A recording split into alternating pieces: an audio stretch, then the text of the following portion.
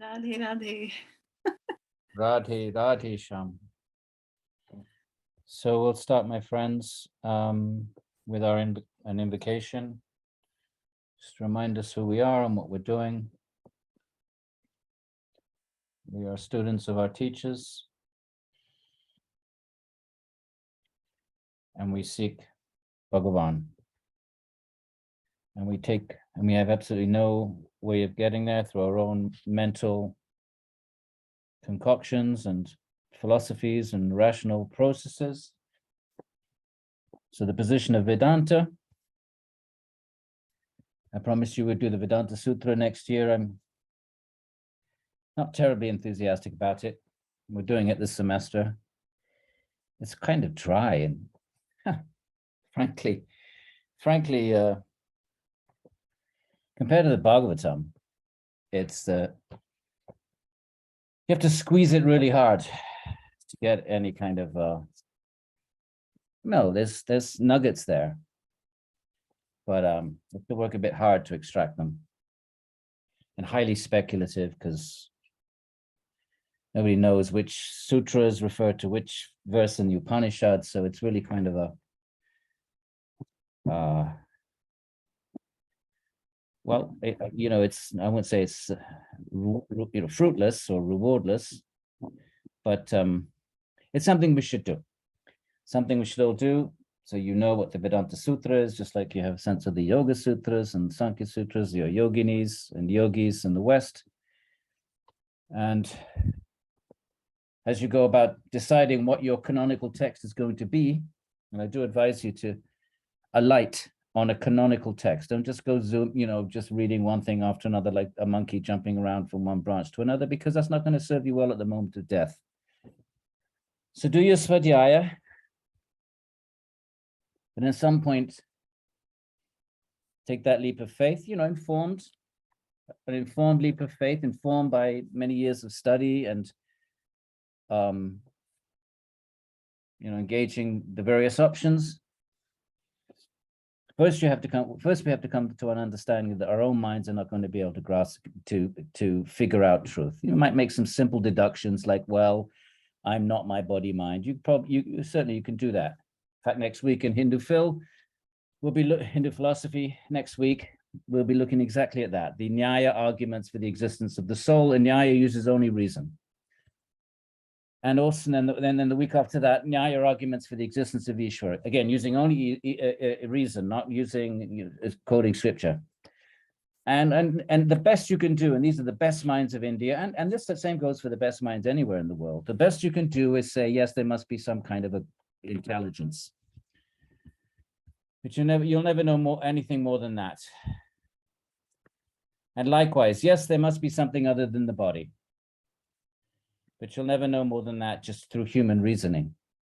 So maybe you're content with that. Okay, yeah, something lives after death, or I believe in something. Fine. Is that going to get you liberated? Probably not. Is that going to give you bhakti? Maybe a drop or two. But the Vedanta tradition says if you want anything more than that, it has to be revealed. After all, if there is an intelligence beyond it all, then presumably that intelligence is in touch. It has some reason for this creation, and therefore has modes of communicating to us. And so the Vedanta tradition claims that the sacred texts are the way, are revelation, just like any other tradition would say. You can take it or leave it, but that's the claim. So study, if that all makes sense to you, if you come to a place where you realize that you can't figure it out on your own, arrogance and pride notwithstanding, rugged individualism notwithstanding, and you come to the place where, yeah, you know what, I'm kidding myself here, getting older, and I'm totally and utterly mired in ignorance, trapped by the same nonsense that I was 50 years ago in my mind, the same silly little desires and so forth. So if you come to a place where you are ready for help and ready to open the heart for divine grace and divine presence and divine revelation, then do your study, do your svadhyaya, and at some point before you die, identify your canonical text.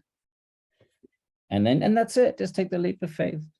Put your money on that and go for it. And then you die and see what happens. Like, you see what happens. You put your money on a horse and you wait till the end of the race, and that's it. You see what happens. What else is there to say? You either do that or you don't. If you don't, then you're not going to get liberated. It's fairly, it's very unlikely if you just trust your own mind. So Vedanta Sutra is kind of a little bit, so my canonical text anyway is the Bhagavatam, undoubtedly, heads and shoulders above anything else. And it's a pleasure to share it with you again this evening. But we will do Vedanta Sutra simply so you can add that to your repertoire, my friends. So that you can tick that off your list, or it's very unlikely you're going to be Vedantins. You're not going to get very precise guidance on your spiritual journey from the Vedanta Sutra. It's kind of basically establishing basic Vedic, Upanishadic truths. That's all. Okay, so here we are with the Bhagavatam. I'm much more inclined to just continue doing Bhagavatam, actually. I'd be quite happy to just sort of just do this every week or every 2 weeks or once a month, just forever. But let's see how things develop. Okay, Om Jnana Timirandasya Jnananjana Shalakaya Chakshur Humilitam Yena Tasmai Shri Gurave Namaha. Namo Om Vishnu Padaya Krishna Prishtaya Bhutale Shrimate Bhaktivedanta Swamin Ite Namine. Akanda Mandalakaram Yena Vyaptam Characharam Tat Padam Darshitam Yena Tasmai Shri Gurave Namaha. Sri Krishna Chaitanya Prabhu Nityananda Sri Advaita Gadadhara Shivasadi Gaura Bhakta Vrinda. I think I'm going to start adding the 6 Goswami invocation into the repertoire there. I just have to, it's been a few years. I have to brush it up a bit. How does it go? Yeah, I won't embarrass myself. Satya, how does it go? The 6 Goswami invocation. Satyaji? Okay. I'm here. Vandeham. Vandeham Shri Guru. Shri Guru. Kamalam. Shri what? Vandeham Shri Guru. Yuta Kamalam. No, the Rupa Raghunatha 6 Goswami. Is that the 6 Goswami one? Vande Rupa Sanatana. Okay, thank you. Okay. Go ahead. No, you go. You can do it. You go. Vande Rupa Sanatana Raghuyago Shri Jiva Gopalako. That's the only part I remember offhand. Sorry. Somebody said something in chat. Maybe they know. Nope. That's the refrain.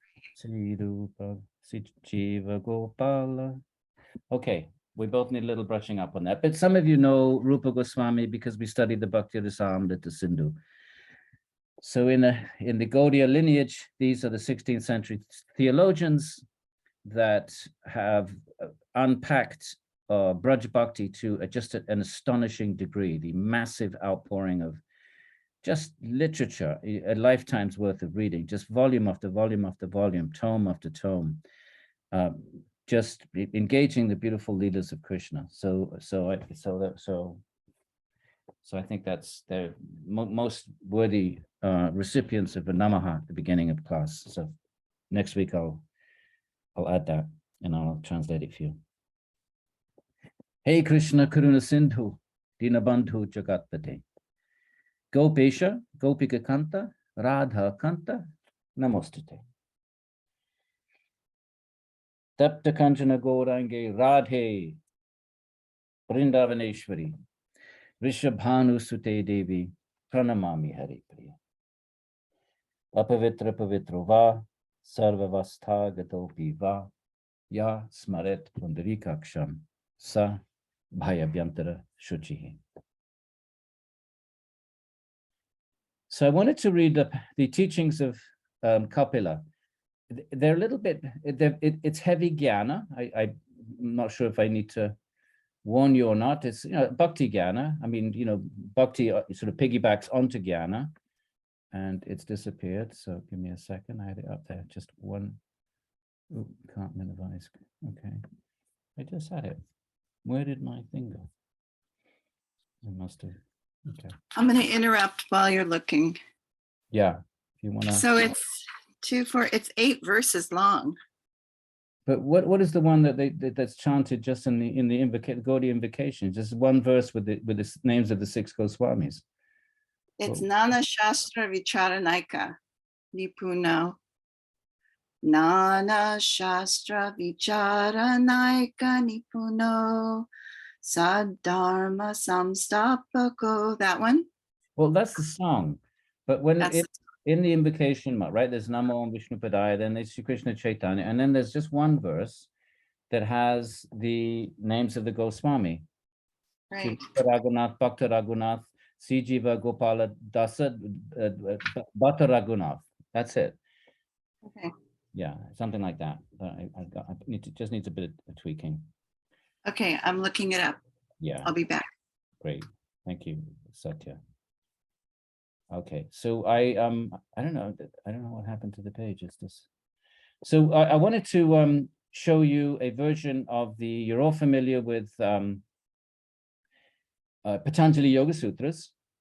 So I wanted to read with you what that looks like in the Bhagavata Purana. And these are the instructions of Kapila. Kapila is considered to be the founder of Sāṃkhya. Now remember, yoga is, can you see it? Oh no, I have to do this, don't I? Wait. So I have to do this. Then I have to do screen share. I had it all up and it just disappeared. One of those things. Now you can all see this. So Sāṃkhya, yoga is not considered to be a distinct school. The 6 schools of Indian philosophy are a much, much later proposition. But in the older period, yoga was just was a expression of Sāṃkhya. So you could either, both had the same metaphysics, they strove for the same truth, Purusha, both had the same understanding of Prakriti with all the tattvas, all the evolutes. Sāṃkhya was more of a jnana process rather than a chitta vritti nirodha process. Now, I'm assuming most of you, I can use words like chitta vritti nirodha without having to translate them, right? So I'm assuming most of you had read the Yoga Sutras, but maybe I shouldn't be assuming that. And the first sutra, the second, what is the definition of yoga? It's chitta vritti nirodha, the stilling of the mind. So that was just one form of Sāṃkhya. And then what later became known as Sāṃkhya, when the division was identified, and then later still this idea of 6 schools, which is a complete artificiality because there's so many more than 6 schools.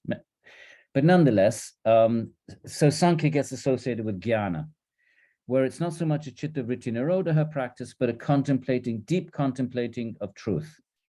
So it's a bit like Advaita Vedanta in that regard. Difference being, then in Advaita, the world is a mirage, whereas in Sāṃkhya, no, it's temporary, it's ever-changing, but it's not, the actual stuff is real. Number 1, and number 2, in Sāṃkhya, all the souls are eternally individual, whereas in Advaita Vedanta, the soul is only individual in the world of illusion, and when it becomes enlightened, it becomes one with Brahman. So, Kapila is considered to be the founder of the tradition of Sāṃkhya. So in that sense, he predates Patanjali by, traditional time, an enormous period of time. So he's teaching his mother queen, Devahuti, in the forest. She's become a renunciate. She married an ascetic. Interesting story, which we won't have time to go into. But she gives birth to an incarnation of Vishnu called Kapila. It's interesting. Kapila in the Bhagavatam is an incarnation. He was probably one of the most famous sages in ancient India. He appears in all the old texts, Shvetashvatara Upanishad, the Mahabharata, and so forth. But here is an incarnation of Vishnu. So Devahuti's, the queen Devahuti, her husband's gone off. He's taken sannyas, as he must do at the end of life. And her son is about to take sannyas. So the queen that now, Devahuti, who's a great yogini, approaches her son before he leaves for knowledge. And we're starting a little bit in the middle because we only have 2 hours. But, you know, if you have a minute, try to go back and read the rest of this. Actually, the preliminary story, I don't have it on the website, but you can get it off the Blue Bhakti Yoga story. That's the marriage of the queen to Kardama Muni and their ascetic life together. They were yogis and then they became bogis, but they kind of became bogis, but with deep devotional underpinnings. And that they enjoyed themselves in a celestial palace. You might be interested if, you know, it's a little bit of a racy story. So Kardama, they were ordered to procreate. So it wasn't that they just dropped their vows. They were ordered to procreate by Brahma, I think, probably Brahma. So Kardama, the husband of Queen Devahuti, has the mystic siddhi that he can manifest 9 presences. So he manifested 9 presences, and basically they just had a lot of sex. 9 Kardamas and 1 Devahuti. So I don't know what you think of that, but that's the story. And if you're interested in that, you can go in the previous chapters. So then, but then the deal was that when Devahuti conceived a child, then Kardama would take sannyas. Everybody agreed on the contract right at the beginning. When Brahma ordered them, you know, when they got married, it was all clear, it was all above board. This is the deal. Sounds odd to us, but it wouldn't be not odd in a yogic sort of frame of reference. So she's pregnant. Kardama goes up. She gives birth to Kapila. Kapila is the incarnation of Vishnu. She's done pretty good out of this. She's got Bhagavan as a child, and now he's also ready to take sannyas. So then she approaches him for knowledge before he goes, so that she can then she remain in the hermitage and not feel alone or sort of abandoned, but be a fully realized yogini with no fear and, you know, immersed in the bliss of the Atman on the one hand and the bliss of the mind absorbed in Bhagavan over and above that. So these are the teachings then. We're going to skip a couple of 2 or 3 of those chapters because I wanted to get to the place where you might identify some of the terms, Sabija Yoga. So now he's going to describe, he's describing many different things. So this is not the only teaching he's giving her, but now he's going to give her the Patanjalian, and that's why I've chosen this, because I'm assuming that you are all familiar with Patanjali. And now this is the Bhagavatam version of Patanjali, Patanjalian Yoga. And here it is. I will describe to you, so Sri Bhagavan, that's Kapila, founder of Sāṃkhya, the first expounder of the Sāṃkhya philosophy. I will describe to you the characteristics of Sabija. We're familiar with the word. Now, Sabija means when the mind is fixed on something. And we know that if the mind is fixed on anything, that thing leaves an imprint in the mind. So that's called a samskara. A samskara is a bija. Same thing. Bija is a samskara. Because that bija, that samskara, can then arise later in the mind. So you fix your mind on, I don't know, water. You know what water is. So you drink water, and the next day you're thirsty. You have a memory of water. You have the memory that water quenches thirst. So you're thirsty the next day. And so that seed, what does a seed do? Why the language of a seed? Because a seed then bears a fruit. So then that seed manifests in the form of a vritti. The vrittis are the fruits, if you will, or they are the manifestation of samskaras. Now, when you meditate, the same holds true, except for nirbija samadhi. But for the sabija samadhis, the mind is fixed on something, om or your mantra. It may be in a nirodha state, chitta vritti nirodha. It may be in a nirodhita state, but nonetheless, it's fixed on something. So that's, if the mind is fixed on anything, it leaves a seed, including om, including anything, including Bhagavan. And so therefore, it's called sabija. It's only when the mind is completely dissolved then that nirbija manifests. And nirbija is the 3rd sutra of the Yoga Sutra. What tada kim bhavati, what happens then when chitta vritti nirodhitaha. I'm changing the grammar on purpose. What happens then? Tada kim bhavati, then what happens? Tada kim bhavati, what happens? Kim, what? Bhavati, what comes? What happens if you chitta vritti nirodha? Tada kim bhavati. Drashtu swarupe vasthanam. The seer abides in its own nature, and that's nirbija. There's no more seeds anymore, because you can't put a seed in consciousness. It's too subtle. There's no seed, there's no inside or outside. You can't sort of carve something into consciousness. It doesn't have that nature. You can't divide it, you can't part it, you can't indent it, you can't stick something in it. So any seeds can only be in the chitta. And those are the first 6 stages of samadhi. Vitarka, vichara, ananda, asmita, ananda, asmita, samadhi. So now this is sabija then. So the mind is going to be fixed on something very high, but it's not the grand finale end. Is everybody clear? So I will describe to you the characteristics of sabija yoga, okay? Oh, princess, right? Bija, samskara. When the mind is fixed on an object, that object leaves a samskara, any object, whether it's a yoga object or a bhoga object, it leaves an imprint. By this practice, the mind becomes joyful and undoubtedly attains the path to truth. Right, so what does the Bhagavatam version of Patanjali Yoga look like? First of all, it includes performing one's dharma. We don't find that in Patanjali. To the best of one's capabilities, this is, this is off the mat, so to speak.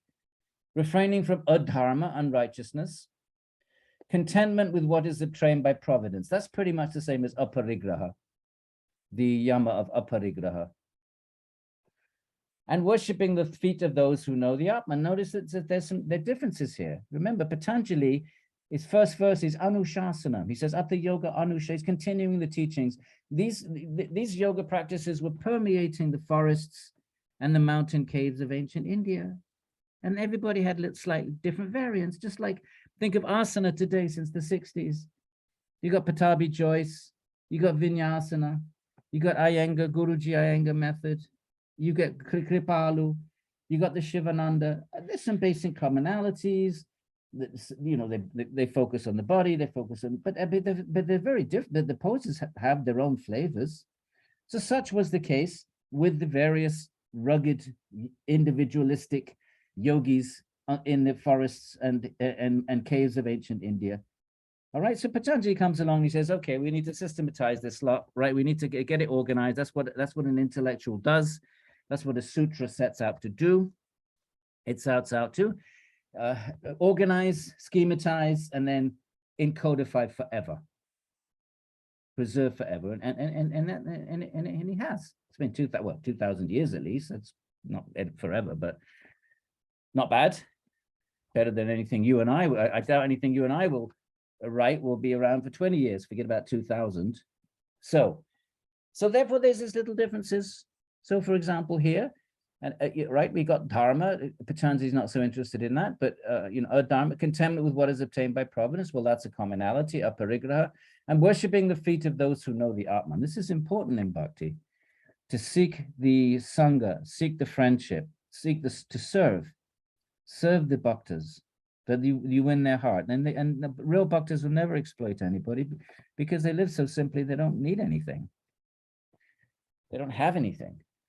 But we serve them, and it's a great joy in the heart to serve. My most pleasurable moments were in the ashram of my guru, Haridas Shastri, and we just used to clean sweet cow poop.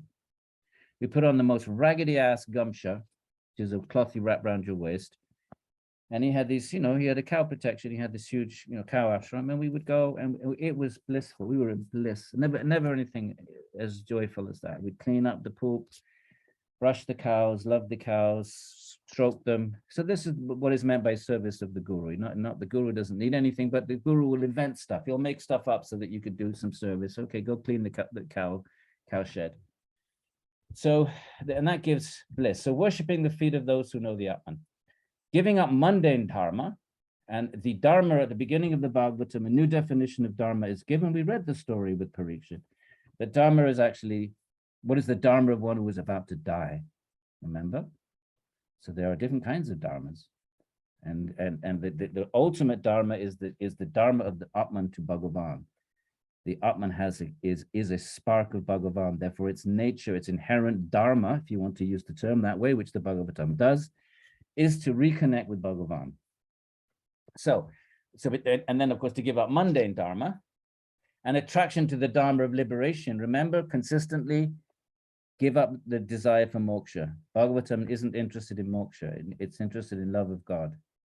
If you attain moksha, you sever yourself from the Supreme Being because you're a Swarupa Vastanam.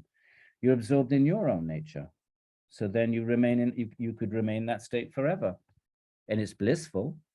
It's Satchit Ananda. Nobody's denying that. Nobody's denying any of it. The Bhagavatam is simply saying, and this is the big difference between Bhagavatam and Advaita Vedanta, between Vaishnava Vedanta and Advaita Vedanta. Advaita Vedanta would say everything dissolves, including the Bhagavan, including the world, including Bhakti, it all dissolves, and there's only Satchidananda.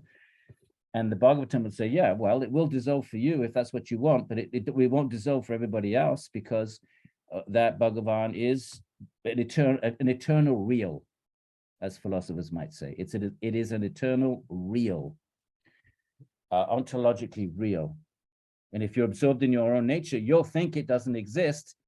You'll think it's dissolved, but it's only dissolved for you.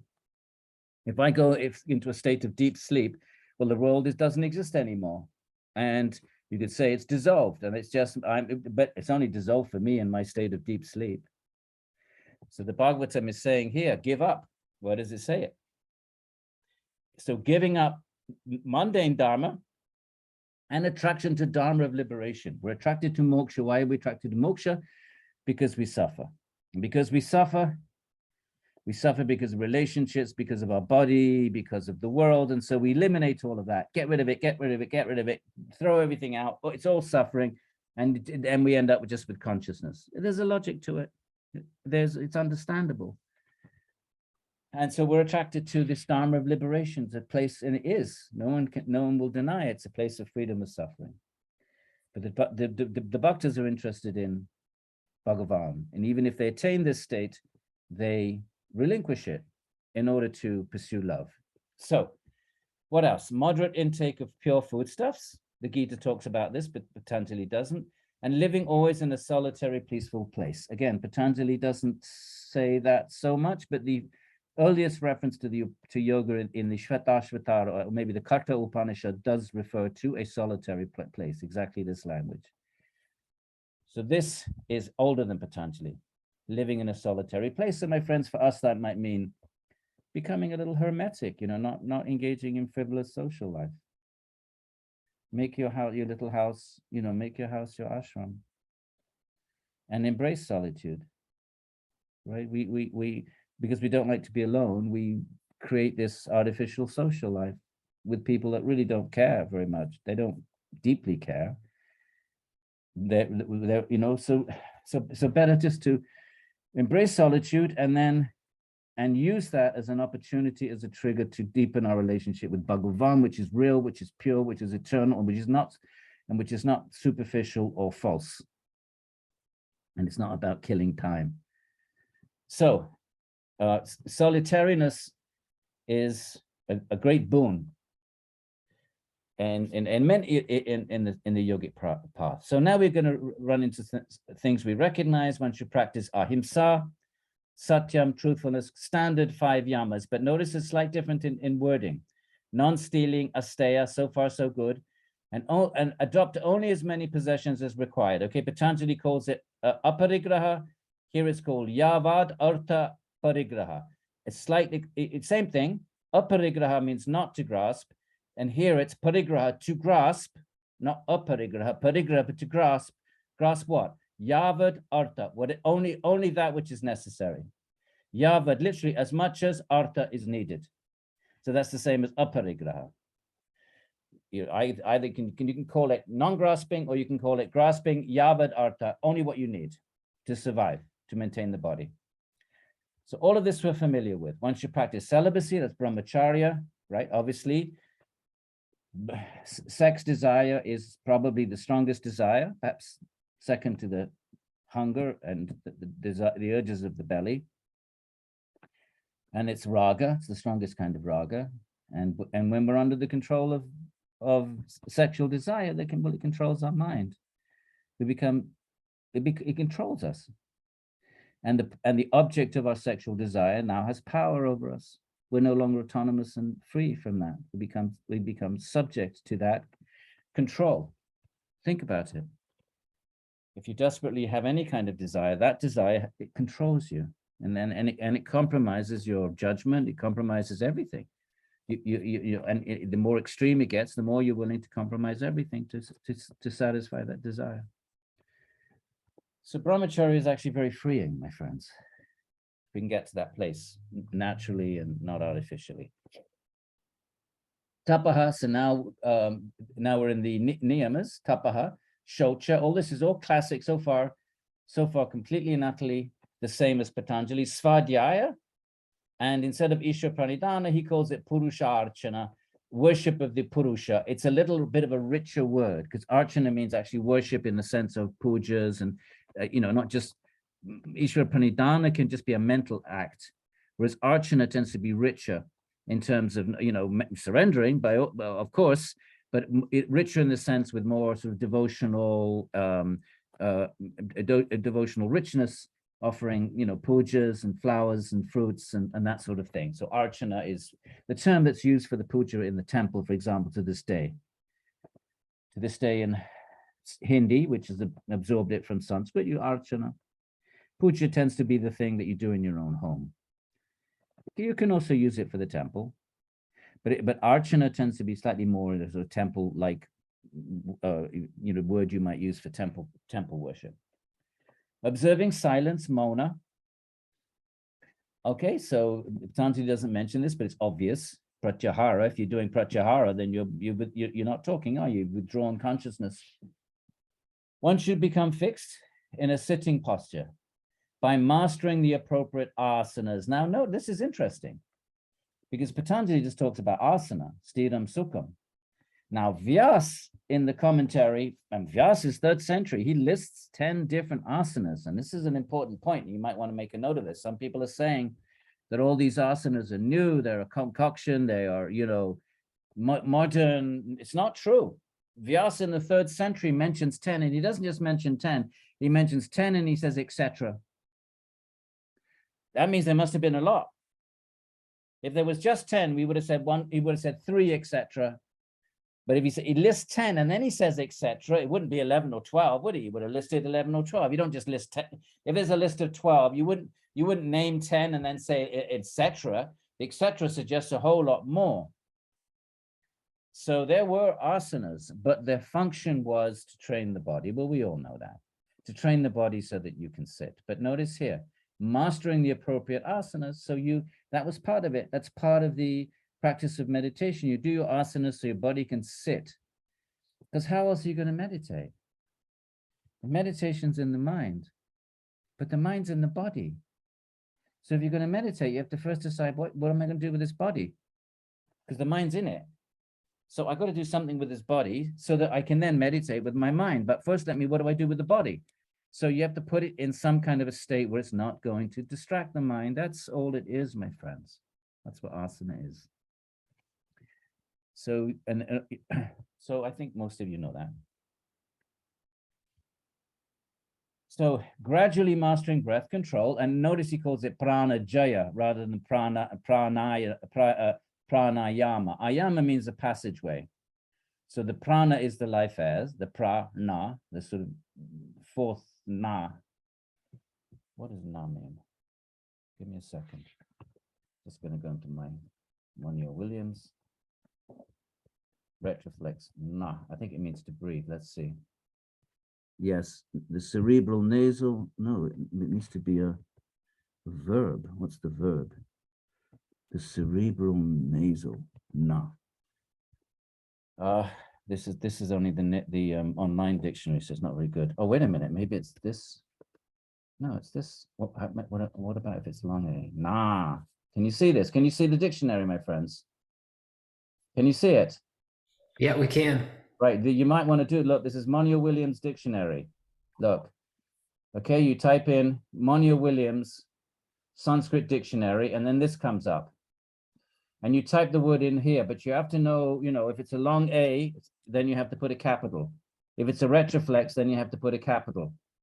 Okay, so let's say you put in yoga. Let's type in yoga, and then here we are. Then you get this little list. What's yoga? The act of yoking, joining, attaching, harnessing, and a yoke, a team, employ. Right, you get all of these meanings. This will make your teaching and your study more sophisticated. It's all online. And then somewhere at the bottom, you have to go, and then here, right at the bottom, a follower of the yoga system. So yoga that's not the primary meaning of the word. Word yoga is used all over the place. Rig Veda and everywhere. Look, prophet, a trick, supernatural means, it means tons of things. So, but you have to know, because Sanskrit has certain letters that don't exist in English. So for example, if it's a retroflex N with a dot under it, you have to put a capital. And if it's a long vowel, then that has to be a capital.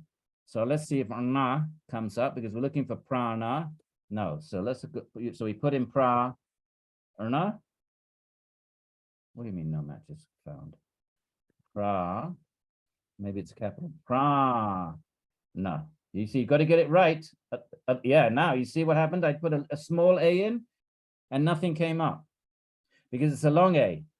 So you got to go back, type in the long A, and now you get your prana. And sometimes it gives you, where does it come from? It breaks it up. So look, pra, so prana, see under pra, see pra, the breath of life. Okay, so now we say, if we're interested, we say, okay, let's check out this pra. So we go into pra, and this is the root of the word. Now we get a verbal root. And what does it mean?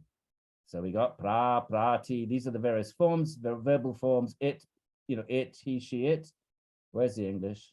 It doesn't give you, it just gives you all these forms. Where is the English? Filling life. Where it doesn't give you the English. Normally it does. I don't know what happened there. Oops, lost the page. All right. So, but instead of calling it prana, ayama, he calls it prana jaya, the control of the breath.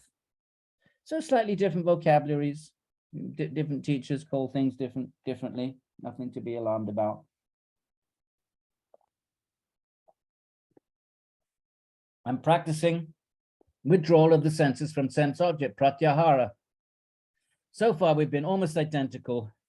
We can say identical, other than the odd changing of a word with the same semantics. We're on the fifth limb, with the mind fixed on the heart. Now we've got the chakra here. Patanjali has no interest in chakras, neither does the Bhagavatam. No interest at all, no interest in Kundalini. That becomes of interest in the Hatha traditions. The Hatha traditions, also known as the Siddha traditions. Let me close out my email so that thing doesn't bing all the time. Pop that out, bang, bang. Okay, and we'll get back to Zoom. And what happened to our text? Oh, there it is. Oh, we're on Monia Williams now. Where's the other text? Sorry, give me a second. It was in Edwin Bryant. There we are. No, we don't want that.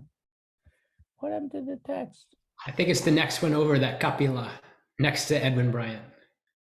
Oh, okay. So we go down here. Well, Kapila. Okay, thank you, Happy Jack. Can you see it? Can everybody see it? I think right now it's maybe unshare and share again. It kind of froze halfway. Okay. Yeah, there it is. Okay, so far so good. So now, keep going. So pratyahara, with the mind fixed on the heart. The heart is the abode where the Atman is situated in the heart and then permeates the rest of the body with consciousness. The Atman is an anu. It's an irreducible, minute, tiny entity, but it's still an entity, so it has to be located somewhere. But its chaitana, its consciousness, is potentially infinite. So there's a substance with a quality. So the substance is the Atman, and it has a quality of chaitana, or chitti shakti. You can call it chitti shakti. That chitti shakti is potentially infinite, but it gets blocked by karma. So it's blocked by our bodies. Now we're trapped in the bodies and minds, and then chaitana can only go out as far as our eyesight is good, our hearing range is good, Our smelling range is good. So consciousness can go out, and some animals have, better vision than we do. So their chitti shakti can go out the vulture's eye much further than ours, but still it's trapped by its karma in other sorts of ways. So, but it's all located in the heart, and so is the mind. So the chitta, remember the subtle body, is also, has to be situated somewhere. It has to be somehow, has some kind of grounding. So the heart is where both the Atman with its consciousness and the subtle body with its psychic instrumentation, manas stuff and buddhi stuff and ahankara stuff, we'll just call it chitta, like Patanjali does, is situated in the heart. So whenever the texts talk about the heart, they're really talking about either the mind or the Atman. One should fix the breath on one of the chakras, but no talk here about Kundalini. That's considered dangerous, and it's not part. It's the Kundalini traditions that are also known as, you can call them Hatha, you can call them Siddha, you can call them Tantra, you can call them, what else? Shakta, all names for the same sort of cluster of traditions. And what makes them a cluster, distinct from overlapping, but still distinctive? What makes them distinctive is language of Kundalini and the Sushumna and the Ida and the Pingala and the chakras. Those traditions are very interested in the subtle physiology. Bhagavatam's not interested in the subtle physiology at all. It's interested in Atman and Bhagavan. It has no interest in subtle physiology. And therefore, but here, curiously, it does mention the chakras. It's only mentioned, I think, twice in 18,000 verses, and it's just passed over. No attention is given to it, no focus on it, but it does accept there is a subtle physiology. It's not rejecting it. It's just not interested in it. So not interested in it in the sense that it's not its primary concern. So one should fix the breath on one of the chakras, subtle energy, right, of the body with one's mind. Now, but this is where we see the real Bhagavata type of Sabija practice. One should contemplate the activities of Lord Vishnu and become absorbed. Look, samadhana instead of, samadhana instead of dhyana or dharana. Become fixed in the activities, which might involve vritti. But it doesn't matter. The vritti is absorbed in Vishnu. You don't want to necessarily still the vrittis. You can, and I think this particular passage, actually, you will still the vrittis. But most of the Bhagavatam is not actually, this is just one passage. This is the passage, if you do want to attain your Atman, then you can still do it by focusing the mind on Ishvara. Just like Patanjali. Ishvara Pranidhana, Patanjali doesn't say anything about Ishvara. He didn't say anything about prema, love of God. Ishvara is an eternal being. Well, where is he then? If you attain Chitta Vritti Nirodha, and then Tadadrashtu Sarupe Vasthanam in Patanjali, and you're absorbed in your own nature, well, where is Ishvara while you're in that state? He's an eternal being too. So he must be in some other, call it a dimension, call it some other type of existing somewhere outside of your consciousness. Have you ever thought about it? Ishvara is an omniscient supreme being, is the guru of the ancients. I'm just Patanjali verses 23 to 27. Purusha Vishesha, Klesha, Karma, Samaya, Anavichinnaha, never been affected by karma and Klesha. Tasya Sarvajnani Rati Shayam, supremely omniscient. Purvesham Guruho, Kalana Vichedat, he was the teacher of the ancients. He gives a fair bit of information. So if the yogi attains his Swarupa Vastanam, then what happens to Ishvara? We don't get that information from Patanjali. He's there. It's not that he suddenly ceases to be. He ceases to be for the yogi, because the yogi is absorbed in Swa, himself. So he's not aware of anything else. That doesn't mean nothing else exists. This is the big difference between Advaita Vedanta and even Patanjali. Shankara would say, well, if you're absorbed in that state, nothing else exists, not only for you, but it doesn't exist, period. It never did exist. Well, Sāṃkhya and Yoga would disagree with that, and so would Bhagavatam and the other Vedanta traditions. So they would say, yeah, it doesn't exist for you. It doesn't mean it doesn't exist for everybody else. And Patanjali would be in that category, definitely. The Sāṃkhya tradition, and Advaita Vedanta debates this point. Okay. So by these and other processes, alert with controlled breath, one should gradually fix one's mind, which is prone to corrupt and unspiritual ways with one's intelligence. Think about your mind, my friends, always floating off, thinking about sense, desire, thinking about sex, thinking about food, thinking all the things. We'd be so embarrassed if someone could climb into our, imagine if you could get a zone, one of those drone cameras in your head, filming your mind when nobody's paying attention. I think it'd be quite embarrassing for most of us. So it's prone to corrupt and unspiritual ways. Why? Simply because we've been in samsara from beginningless time. We don't have to be judgmental.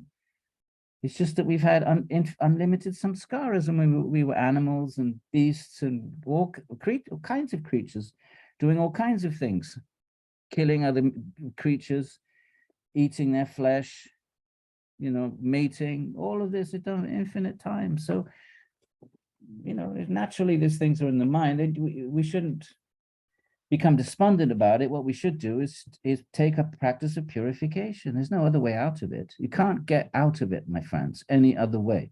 You can't get out of your mind without a practice of sadhana. Try it.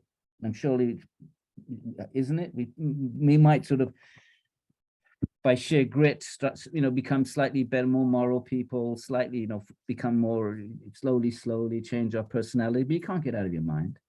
You're still trapped by the mind, even if you can, with hard work, which is a good thing, become slightly more dharmic, slightly more just nice and kind and compassionate. People do. I'm sure we've all tried that in our lives, but we can't get out of the mind. It's still trapped by it.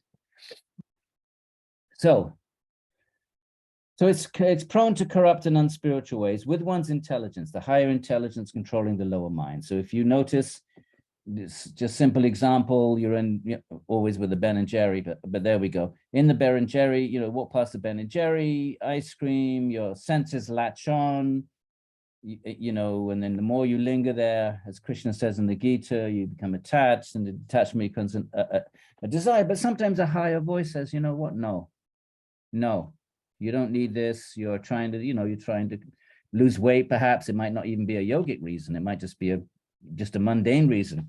Oh, no, you don't need all that white sugar. You don't need all those, you're trying to, it's not good for your health. And that higher voice is controlling the lower self, which it wants to buy the ice cream. We've all had that experience, even if you're not yogis. So how do we control the mind? So the mind is prone to corrupt in spiritual ways. So you control it with the intelligence. So there is this higher voice. Even Freud knew about it. He called it, what do you call it? Superego. Even he knew there was a superego, a moral voice, and he knew there was an id too. And he couldn't figure out how to get there. Well, he couldn't figure out because he only accepted one life. If you accept multiple life, then it's not just this raging beast is the id. Well, the raging beast is there because we have been raging beasts in past lives, my friends, and it's all stored in there. Freud was brilliant, actually. If he'd have been born maybe 100 years later, when kind of reincarnation, I mean, there was some Eastern thought was permeating Europe, the sort of the hallowed halls of academia, not in popular culture. But, there were translations coming back from colonial India, and Freud did have some access to that, but it's unclear. I have a student doing an MA thesis on this. We'll see, an honors thesis on this. We'll see what he comes up with. But it's unclear how much, he probably got it from Schopenhauer, but how much he really knew. But if he'd been around another 100 years and really sort of, but of course he was a materialist. Freud didn't accept the soul, so he wouldn't have accepted reincarnation in the first place. But had he been open to that, he might have found some ways of understanding what the id is. The id is nothing but the storehouse of infinite past, brutal lives that we've had as carnivores and large insects ripping apart smaller insects. That's all there. So he stumbled upon it, just couldn't quite make sense of it within his one life materialistic model. Right, on we go. So once one has mastered asana, one should establish a seat. That's what asana means. In a clean place, because you don't want bugs crawling over you. You know, when you're in samadhi, you won't notice it, but until you get there, you might. And sitting comfortably, right? What does Patanjali say? Sthiram sukham, with the body erect. Now you're ready to practice. One should perform practice. So a little bit more, it's a richer sort of a narrative than, remember, a sutra is meant to be minimalistic. That's the definition of a sutra.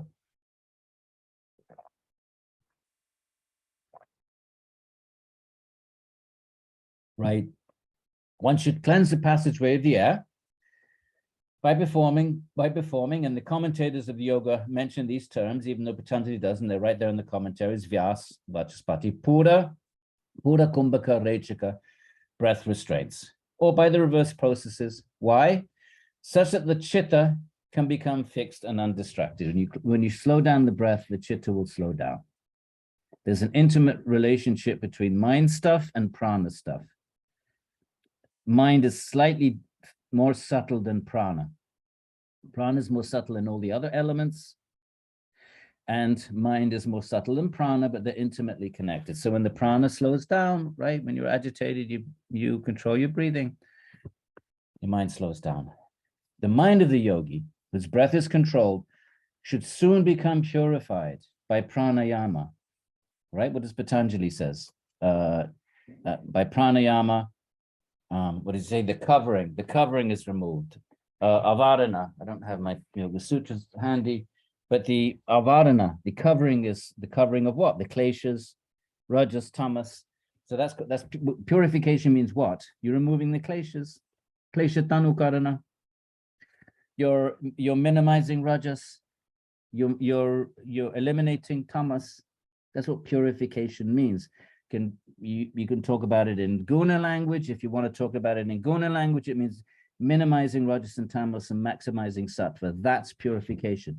If you want to talk about it in klesha language, well, it means klesha tanukarana. That's what Patanjali calls it in Sutra 2, Chapter 2. Weaken the kleshas. There's lots of ways you can refer to it. So that, but the imperfections, impurities, the klesha, hang on, we missed it. The mind of the yogi whose breath is controlled should soon become purified, just as iron melted by fire and fanned by wind releases its impurities. So if you have 18 karat gold, you put it in fire, and the 6% that's not gold, I don't know how it works, but it gets separated in some way, and you're left with pure gold. It's a nice little metaphor for purifying the mind. And that's why we have to do sadhana, my friends. We don't have any other option. We have to chant our mantras. The mantra is what's been given to us for this Kali Yuga, not just in the Bhagavatam, all the texts going back to the Upanishads, my friends. How hard is it to get up in the morning and chant some mantras? Chant the mantra of your Ishtadev, your beloved Ishvara. Sit down with the japa and fix the mind on the mantra. Start with 20 minutes, half an hour. That's sadhana. That's the most powerful sadhana. That is the recommended sadhana for the age of Kali in all of these texts. That's not debatable. No one denies that. No one questions that. Whether you're Shakta or Shaiva or Advaita, no one will question that. Or the Upanishads.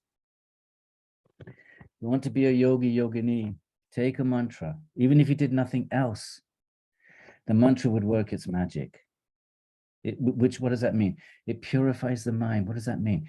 It burns the desires, the ignorance, the anger, the jealousy, all the petty, silly foolishness in our mind. Burns it.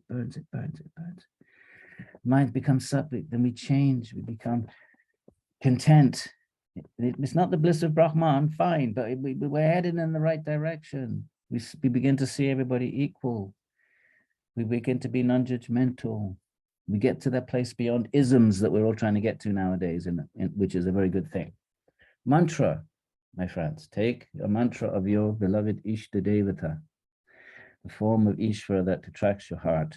And if a form of Ishvara hasn't attracted your heart, then take Om. How hard is that? Om is kind of an impersonal. It's just the impersonal manifestation of Brahman. It ultimately represents your innermost consciousness. Om. Take that. That's not what's sectarian about that.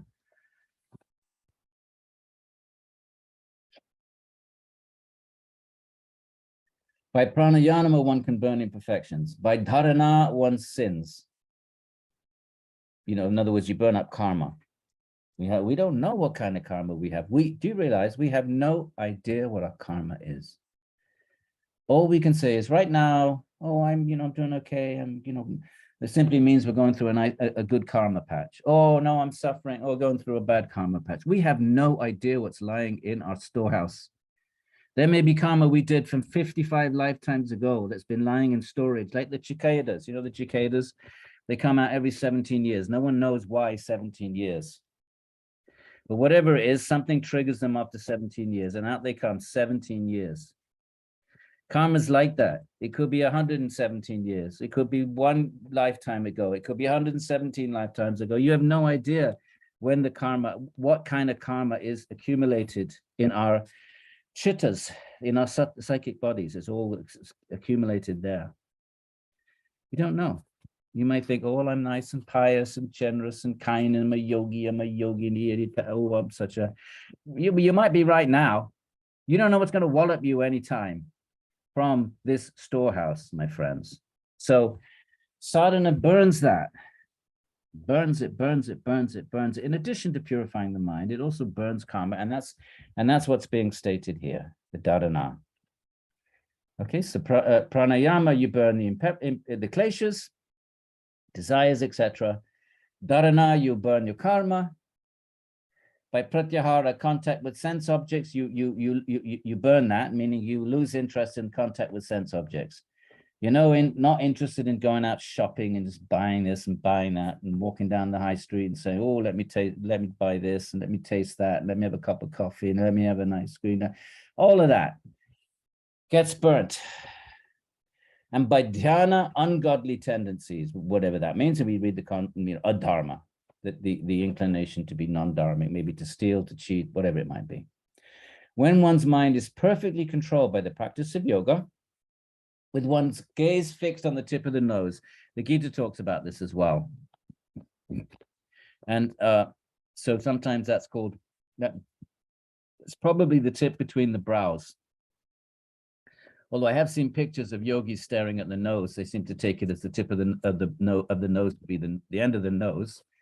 And well, when we were doing the Italian translation of the Yoga Sutras, right? Gabriella Jubilar, I don't know if any of you know her. She's a wonderful Italian Iyengar teacher, and so they translated the Yoga Sutras, and we were looking for a cover, a front cover.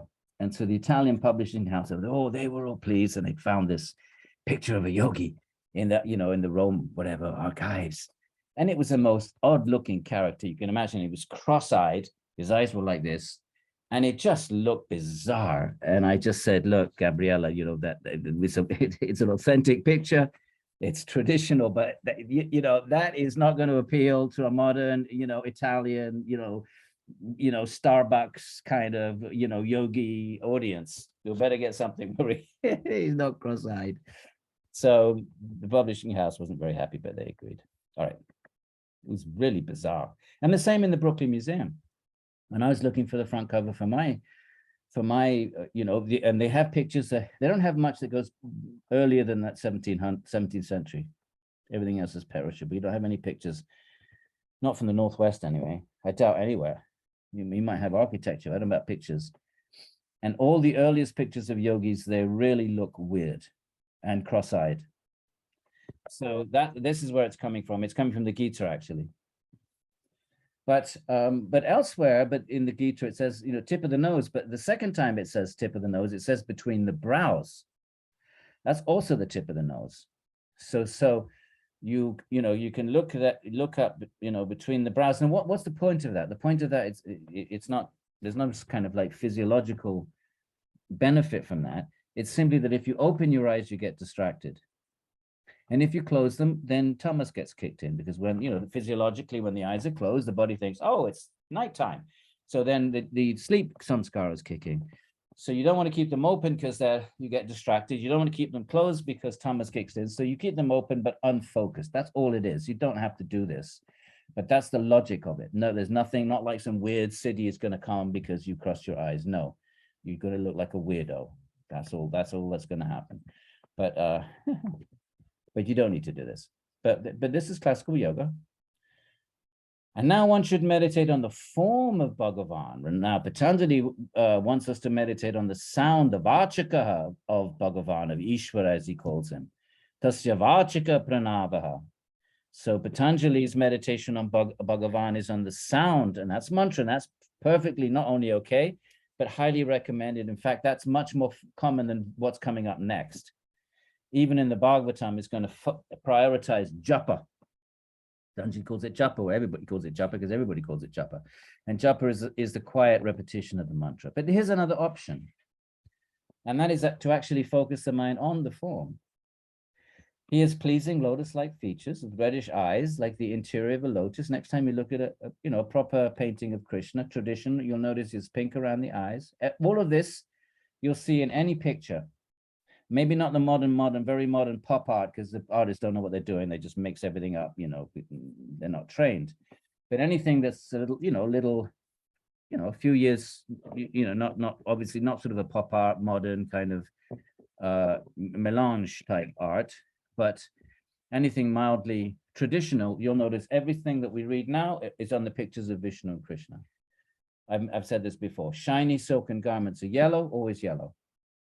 Devi, red sari. Everybody, all of those pictures are representations of the descriptions given in these texts.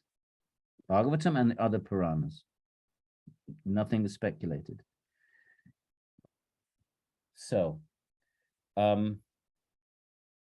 garments are yellow like the filament of a lotus. The Kaustuba jewel adorns his neck. The mark is Shubhat's his chest. His neck is encircled by forest garland with intoxicated hummingbees swarming about it. He's adorned by a magnificent necklace, bracelets, helmet, armlets, anklets. Look at your pictures of Krishna and compare it against this. You should find, if the artist is in any way traditional, let's say at least before 50 years, because nowadays, but no, it's still today. If you go to Vrindavan, the marketplace, there's still all this is going to be there in the artwork.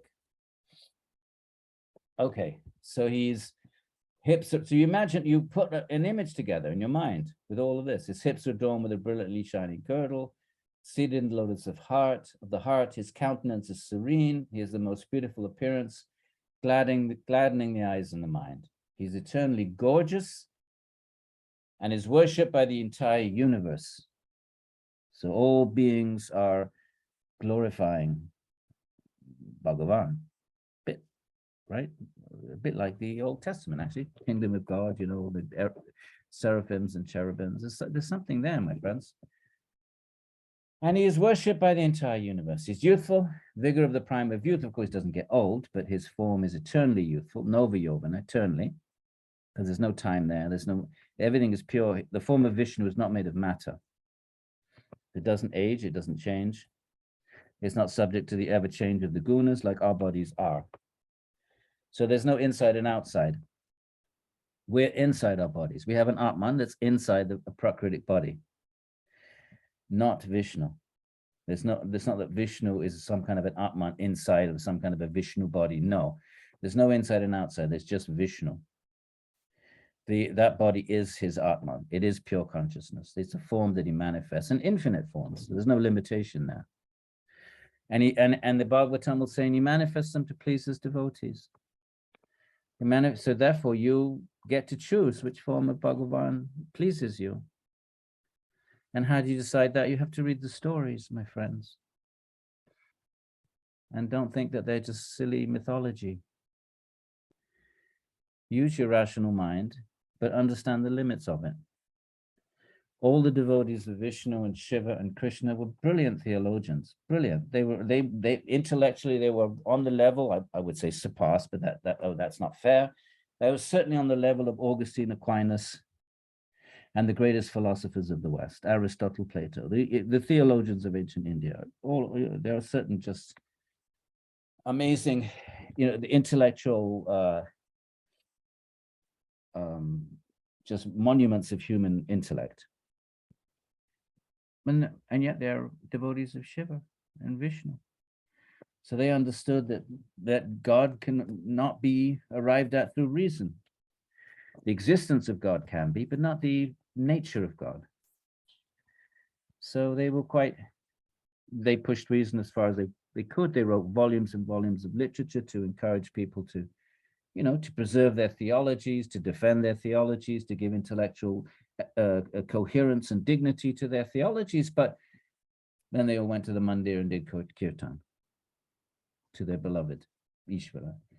So why don't you consider this seriously, my friends? Just open your heart. Open your heart to these stories. It's like love, right? Everybody wants to fall in love. Well, you never can, though. You always get disappointed. But all right, let's say off you go, look for love. But love is, or even a mundane love, it happens. It's not, your reason has nothing to do with it. Of course, you might bring in some reason, but a love, is something that overpowers everything. So it is with your Ishta Devata. Your reason takes you to a place where you understand that there must be something higher than me. How can there not be? I'm trapped in Maya. I'm trapped in Avidya. How on earth can I tell myself the story that I am God? What kind of a God is trapped in a stinky body, subject to old age and death? Tell me that. A pretty weird God. You want to say that's Leela? Well, what kind of Leela is that? I'm not signing off on that. So if it's obvious to you that you can't be God, you might be a spark of God or a little, little monad, a little kind of mirror, something of God, fine. Must be something greater than you. Reason is not going to be able to figure out. You can figure out that it's there. You can't figure out what that higher entity is. Then open your heart for revelation. If you do that sincerely, Ishvara will step into your life. I can't promise you because I don't have a crystal ball, but I think many people will agree with that. I remember I was up in a bus in Dharamsala, North India. I didn't have any money, nothing, just sort of wandering around like some strange mix of a sadhu and a hippie, some weird concocted creature wandering around in the Himalayas. And I just knew, I don't know what the hell I'm doing. I'm trying to put on a good show here, and I am completely and utterly in ignorance. And I was grateful that I had that, at least that little bit of humility left. And I prayed deeply, and I knew I'm not God. And I'm not whatever the ultimate is. So I prayed in the deepest possible way. And, within 10 days, I was in Vrindavan and encountered Krishna. I knew nothing about Krishna. So I invite you to try that, my friends. But first you have to recognize that you know nothing. And that by your own mental, intellectual, or any other prowess, all you can do is flap about hopelessly. If you can actually sort of muster that kind of honesty, and which actually is humility. Humility and honesty is the same thing. If you're honest, you're humble. If you're not honest, you're not humble. You tell yourself you make up a story about how great you are. If you can come to that place of utter humility and then open your heart to Ishvara, Ishvara will come to your heart in some form. It could be Jesus of Nazareth. That's a possibility. It could be Shiva, but open up your heart. On we go with our reading. Open up means Ishvara pranidhana, surrender. Don't just open it. Surrender in complete and utter desperation.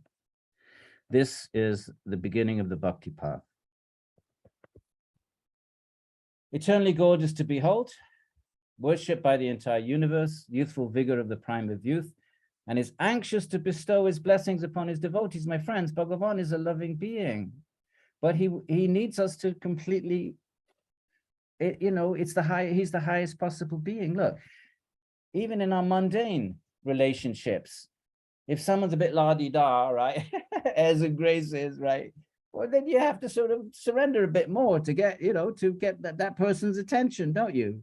If you wanted to attract the attention of someone who's powerful or beautiful or, whatever, you're going to have to put on a bit more of a show. You're going to have to sort of, gain that person's attention somehow. Well, what about the greatest being of all? And the price for that is complete and utter surrender. That's all, but it's so easy. Anyone can do that. You don't have to have any material gifts or material qualities. So he's anxious, my friends, anxious to bestow his blessings upon his devotees. The glories of this exalted person are worthy of recitation in hymns, and they bring renown to pious people who glorify him. Think of all the hymns in the world and the alleluias and all of that. So now, what's all this got to do with sabija? One should perform dhyana, whereas Patanjali suggests Om, and the Bhagavatam mostly is going to suggest Om Namo Narayanaya and Om Namo Bhagavate Vasudevaya. But here it's giving another little option. It's not really stressed throughout the text, but it's here. And the reason I'm focusing on it is because it uses the language that most of you are familiar with. And I'm trying to create bridges for you, my friends. I'm trying to create bridges for you between your Yoga Sutras and Patanjali. Why do you think I translated the Yoga Sutras? You think I care about the Yoga Sutras? Whatever's in the Yoga Sutras is in one page of this. I translated that to create bridges for you. So here's a bridge. So one should perform dhyana upon the entire form of the Lord until the mind no longer deviates. So now the difference between dharana and dhyana is dharana, you're fixing the mind. There's no difference at all between the two of them, and samadhi for that matter. The last three limbs of yoga are the same thing. The first five are different sorts of things, right? So yamas are sort of different from niyamas. Asana is its own sort of thing, pranayama, pratyahara. But the last three are the same, the difference being in intensity of focus. So the dharana, you're still getting distracted a bit. And they compare it to the dripping tap. Each drop is the same, but there's a gap between each drip. So drip, space, drip, right? Dripping tap. So it's a nice metaphor. And dhyana is like pouring oil. When you pour thick olive oil, there's no drips. It doesn't drip. It's unctuous and it flows in one unbroken stream. Beautiful metaphor. So here it is, jhana. One should do this until the mind no longer deviates. But dhyana then just deepens into samadhi.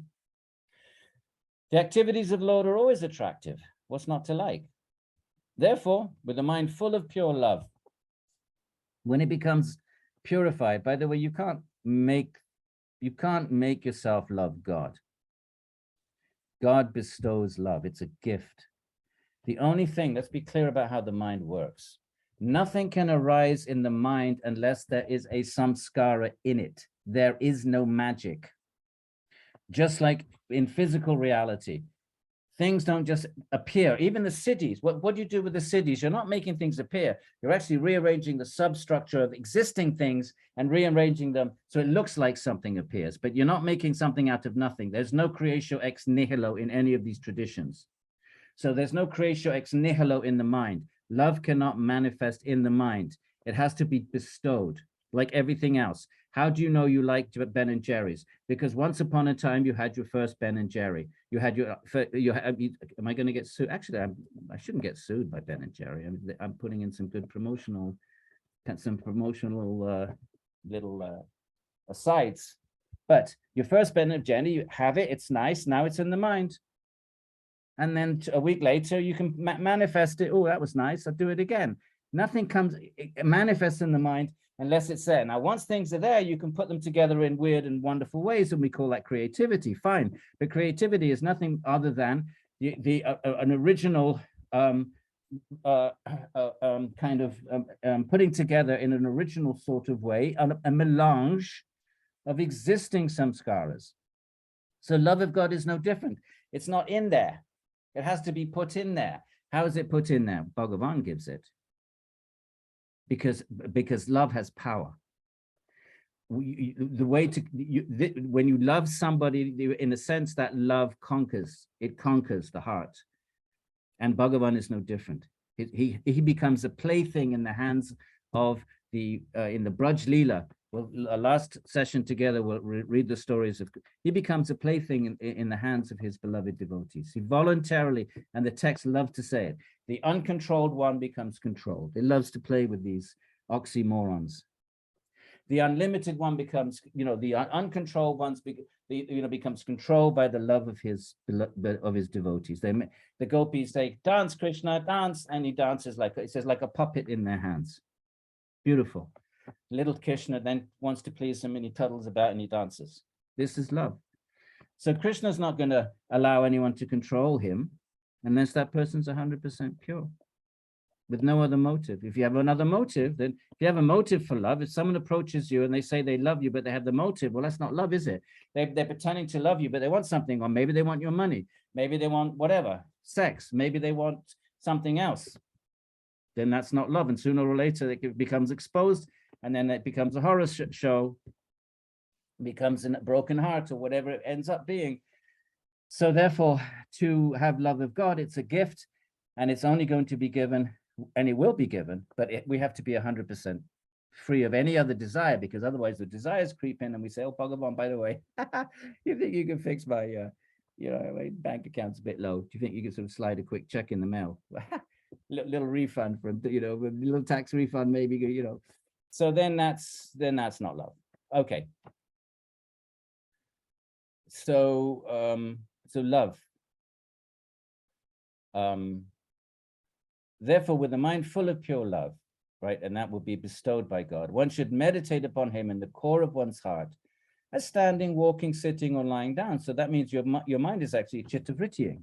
It's not in a state of nirodha, but it's vrittiing ekata on one thing only, and that's God, and that's Bhagavan.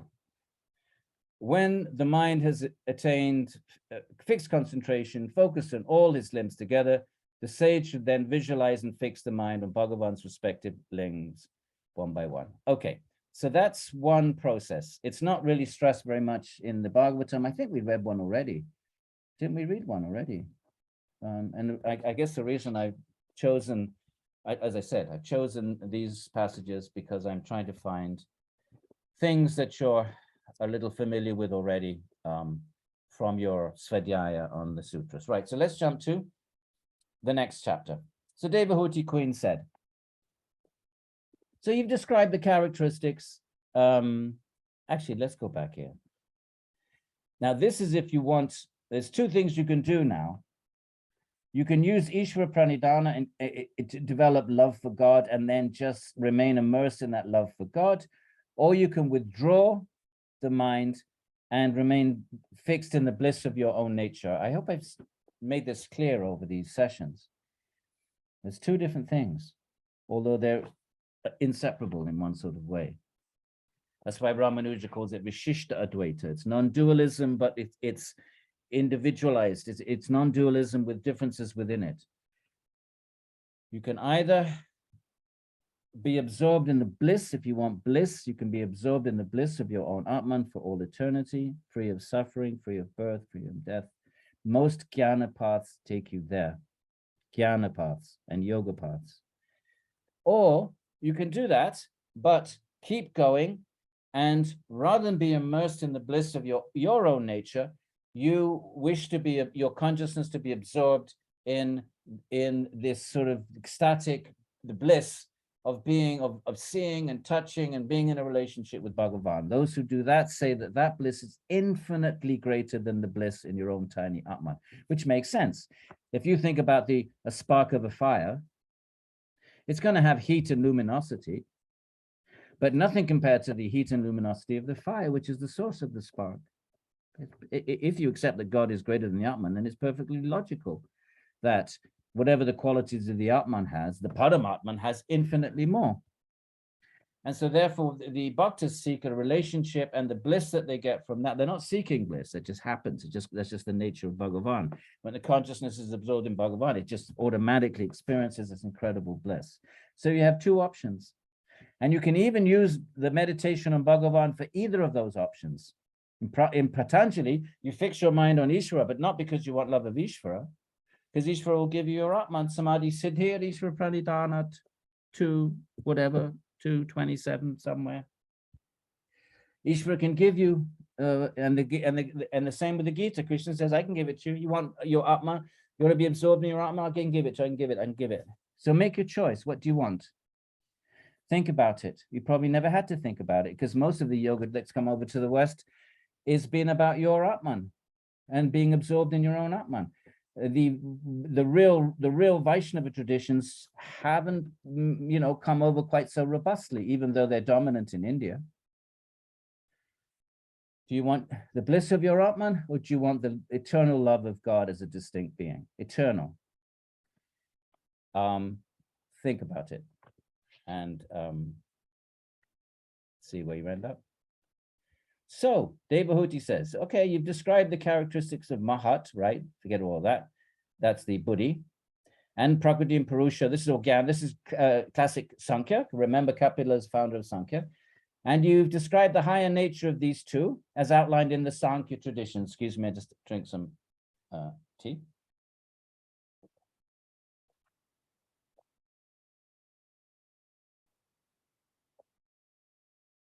She says, you've done all this.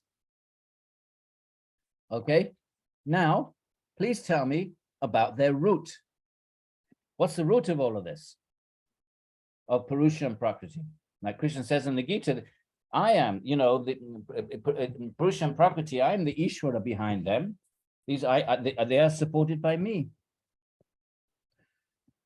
So, trying to remember the verse. Purusha, Prakriti, and all things that are strung on me like pearls on a thread, but there's another verse. All right. So you've told me all this as outlined in the Sāṃkhya. Okay, so Kapila, the son of Devahuti, is everybody accepts, although he's presented differently in different texts, like in the Shvetashvatara, he's just a student of Shiva. Here is an incarnation of Vishnu. So Kapila is represented differently in different texts. I used to think it was so contradictory. I don't think this anymore. All these things, maybe they are. But what I like to think of them as now, like the Shiva Purana, Shiva is the supreme, right? Devi Mahabhagavata, Devi is the supreme, right? So academic scholars say, oh, these Puranas are so sectarian. And you could look at it through that lens. That would be a historical academic lens. But if you look at it from a bhakti lens, there's no conflict. Ishvara takes the form you want Ishvara to take, and that form will be supreme. And there'll be texts that will support that relationship. So that if you want to be a Shaiva, you read the Shiva Purana, the Linga Purana, the Skanda Purana, and they will present Shiva as the supreme, and Vishnu is secondary, is derivative from Shiva. And there's Kashmiri Shaivism and Shaiva Siddhanta and various kinds of there's monotheistic Shaivism, monistic Shaivism. There's Shaivism where Shivoham, you can become Shiva, and there's Shaiva Siddhanta where no, you don't become Shiva. You the same as this text. No, they want love, and they want dualism. You have to have love. You have to have dualism. So that's Shaiva Siddhanta. You'll find everything you want, and it's not that it's all contradictory. There's different ways of looking at this. One is to say, oh, it's all contradictory, therefore, materialistically, therefore there's no truth that connects them all, and therefore they're all, human constructs. Fair enough, you could make that case, and that the academic study of religion, the materialists and the reductionists, they reduce it to that. All just, the very fact that they're all different, the very fact that they contradict each other completely indicates that they're simply human products that reflect different thinkers at different times and places. Fine, it's one way of looking at it. Another way is I think it's slightly facile, which is, oh, they're all saying the same thing, and it's just, actually there's one truth, but because human minds are different, we filter it different, and language different, and it comes out and it sounds different, but really it's all one. No, it's not, my friends. None of these traditions say it's all one. That's just a hippy-dippy 19th century, 20th century way of making it all, kind of come out in the wash as if one kind of, it's really just one truth. Who says there's one truth? Why should truth be one? So that's another way of thinking of it. Fair enough. That differences are not because of the truth itself, but because of being filtered by human conditions and cultures and mindsets and so forth. Well, the other way of looking at it is that they're all really actually true, not politically correct true, but ontologically really true, that the absolute itself provides all of these options. You want to be Shiva, you can become Shiva and have a form like Shiva. Chant Shiva hum till you're blue in the face and you will become Shiva. You want to be monist, you want to be Advaita Vedanta, and the world will evaporate and you'll be infinite. Fine, you can do that and you'll get that experience. You want to play with Krishna and go loca and still butter, which is what I want to do, then that's an option too. Let them all be true. And if you take that position, you're actually respecting what they're saying, because they're not saying, oh, it's really one, and we are just putting it this way because we live in South India in the 8th century, and that's how our community speaks. And someone in the 13th century in Maharashtra says it differently, but it's really what, no, they're not saying that. That's what we, that's our 19th, 20th century kind of theosophical kind of new agey, hippy dippy, imposition on them. They're not saying that, my friends. Each of them is making very distinctive claims about what that truth is. And they debate each other. So why can't they all be true? And they're supported by centuries of practitioners who do meditation in ways that we cannot even fathom in our, central heated urban, living rooms. They do it still to this day. And they come out of these meditative states and they share the truths of their tradition.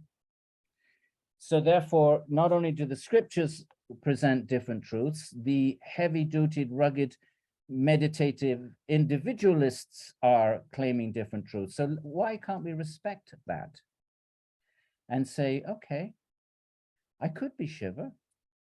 I could, attain the nirvana of the Buddhists and just, there's no Brahman, there's only samsara, but, an enlightened, interdependent, momentary flow. I could just sort of be a part of that momentary, interdependent flow. If I cease all clinging, I will, continue to exist in this sort of momentary sort of way called nirvana. I could get that. I could do that. I could become Shiva. I could, be a dualist and worship Vishnu or Shiva, and, or I could be a Krishna Bhakta and on and on and on and on, my friends. So if that's true, that they are all true, then free will all of a sudden takes an enormous role in our spiritual journey. Then we have to, that's what Svadhyaya then we can make a choice, but an informed choice. All right, but it's a good place to start is not to sort of impose on them this straitjacket. Oh, they're all saying the same thing when they're not saying the same thing. Don't straitjacket them. Respect what they are saying, and one tradition saying something different from another tradition, and honor that rather than saying it's contradictory or it's a human construct. You could take that option if you wanted to, but if you're a spiritual seeker, you might not be satisfied with taking that option. Then consider the possibility of allowing them all to be true. And that gives you, plenty of options, which can be a little bit confusing. But if you're sincere, no confusion at all. Why? Because Ishvara will come to you. And many will support that with their own experiences. Ishvara will come to you. So enough of me, back to the Bhagavatam. Right. Now, narrate the various destinations of samsara of the individual jivas. Where do they all go according to their karma? How does karma play out where one person ends here and ends there? Oh, hang on, we missed a sentence. So you've told me about Sāṃkhya. Now please tell me about their route. Notice the route, the path of bhakti. This is a theistic text. What is Ishvara? Patanjali hasn't given us much information. You're not going to get much bhakti out of Patanjali. It's like wringing water from a stone. Just chant Om. Okay, it's bhakti, japa, but that's pretty minimalistic. Right, narrate the various destinations of the embodied jivas. From hearing about these, complete detachment can arise in the Purusha, O Lord. By Svadhyaya, my friends, if you Svadhyaya, you become detached. This is what you get from Svadhyaya, from Jnana Yoga, detachment. And why is that good? Because it's freeing. It's freeing. The desires don't control you. They don't impel you. They don't force you to go out and do things. You become peaceful. When you're controlled by desire, there's no peace. Ashantir kutaha sukham. No peace if the mind is ashanti. Ashanti means rajas, raga. So if you study, Don't have to do anything else. Just study. That study will enter your mind if you do it regularly, just as, like asana. Many of you do asana and you see how it's daily, it transforms your body. It transforms the way you walk. It transforms the way you feel in your body. Well, Svajaya does that to your mind. It changes the way you look at the world.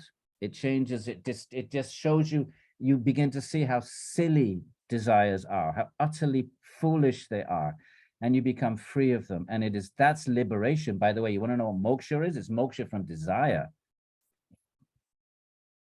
So there we are. Detachment can arise in the mind from hearing about these. That's what Svajaya is. They didn't have books back then. I mean, they had parchments. How many people had parchments? A few Brahmins in the court, supported by the king, and maybe a few big Brahmins in the big temples. There would have been parchments here and there, but not for 1% of the population. Just like books in Europe in the 1700s, the beginning of the printing press. So how do you hear about them? You hear about them. Like Christians went to the church and they heard the Bible. They couldn't read it. So, but we read it. So that's Svajaya. So from Svajaya about these, detachment can arise in the Purusha. Please tell me about the manifestation of Ishvara called time. So this is a form of Ishvara, the prime mover, as Aristotle would have called him, except in the mover here is connected with the universe. Patanjali's mover is not connected with the universe.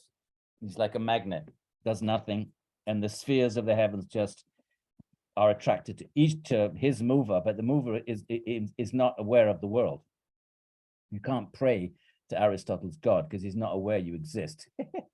It's like one of those machines you put a quarter in and nothing happens. Nothing comes out. It's broken. That's Aristotle's prime mover. Don't put a quarter in that, my friends. So, it is because, which is the controller of even the highest celestials. It is because of the fear of time that people perform pious activities. People are not yogis, but just non-yogis, but who are afraid of their afterlife. They're pious. Why? Because they want to make good karma. It's actually, it's kind of a sattvic selfishness. That they are, okay, I'm afraid of death. I don't know, I believe that what I do. I asked my students in Hindu Phil yesterday, got about 75 students. I said, how many of you believe something survives death? I'd say 95% of the class put their hands up.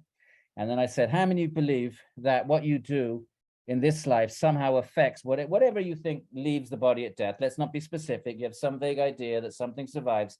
Now, how many of you believe your activities in this world has some influence of whatever happens to you when you leave your body? Again, 95% of the class. And I said, well, then think about it. Why don't be vague.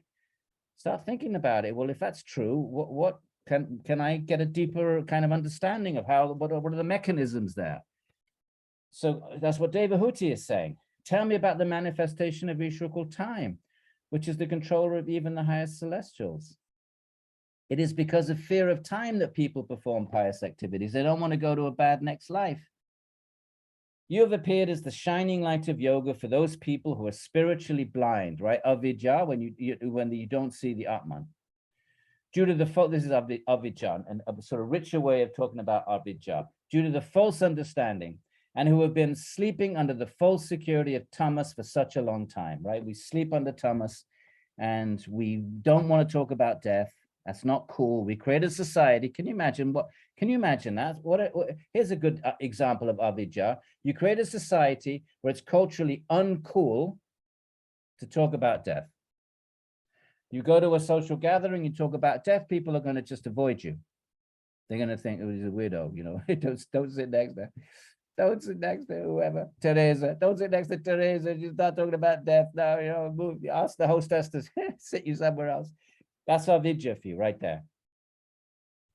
So they're exhausted because their minds are devoted to activities performed for the satisfaction of desire. My friends, it's exhausting chasing desires incessantly that never satisfy. It's exhausting. When you realize it's exhausting, well, that's the sarvam dukkam Patanjali's talking about. You realize it's all suffering. Even if I get my desires, even if I have resources to pursue them and obtain them, it's all suffering. Exhaustion. Brahmanda brahmate kona bhagyavan jiva Guru Krishna Prasade Bhai Bhakti Lata Bija, that the living entity has been circulating samsara, birth after birth after birth, and if it gets so exhausted, if it's fortunate, it gets the grace of the Guru and Krishna. This is a verse from a 16th century Bengali text. So Maitreya then, Maitreya is Kapila, so Maitreya is recounting the story. So the great sage Kapila welcomed these gentle words of his mother, O best of the Kurus. Pleased and overwhelmed with compassion, he responded to her. So Bhagavan Kapila said, Bhakti Yoga has many different forms, which manifest in different ways, O noble lady. These ways are differentiated in accordance with their natural gunas. So we're all under different gunas, and so we're attracted to different forms of bhakti. Some are into kirtan, some japa, some like puja, some like, the different ways that you can engage in bhakti yoga. I'm not much of a kirtan person, but I like japa. I like a good kirtan, but it's not my main thing. I like svadhyaya. You can study the stories. There's many ways of performing bhakti. And the mental states of people are distinguished in accordance to these ways. Right? Patanjali is one size fits all. Doesn't matter what your gunas are. You have the Nirodha right. There's no options. There's no variegatedness reflecting people's different natures. There's one thing, period. Chitta Vritti Nirodha. And likewise with Jnana Yoga. Whoever you are, whatever your background is, you want to do Jnana Yoga, you have to fill the mind with Jnana teachings. And all the time. But Bhakti has many different ways, reflecting the different states. So, Bhagavan is very kind, gracious in that way. Right. Here's, for example, there's even tamasic bhakti. How does that look like? A person considering himself different from others, like I'm better than everybody else. This is tamasic bhakti, who performs bhakti to me out of a motive involving violence, pride, or envy, like to pray to God to harm your enemy, or to, this tamasic bhakti, or, to chant hymns and then go off to battle or something. This is tamasic bhakti. Invoking religion in warfare. So why? Because that's violence, pride, right? We're better than them. We're more cultured than them. Or envy, right? They have resources. We want resources. This is bhakti in tamas, full of anger. So, but it's a type of bhakti. A person considering himself different from others who engages in acts of worshipping the deity with a motive involving desire for sense, objects, fame, or powers in rajas. Most devotional religiosity are these two, or especially rajas. Most people pray to get stuff. I call it gimme, gimme religion.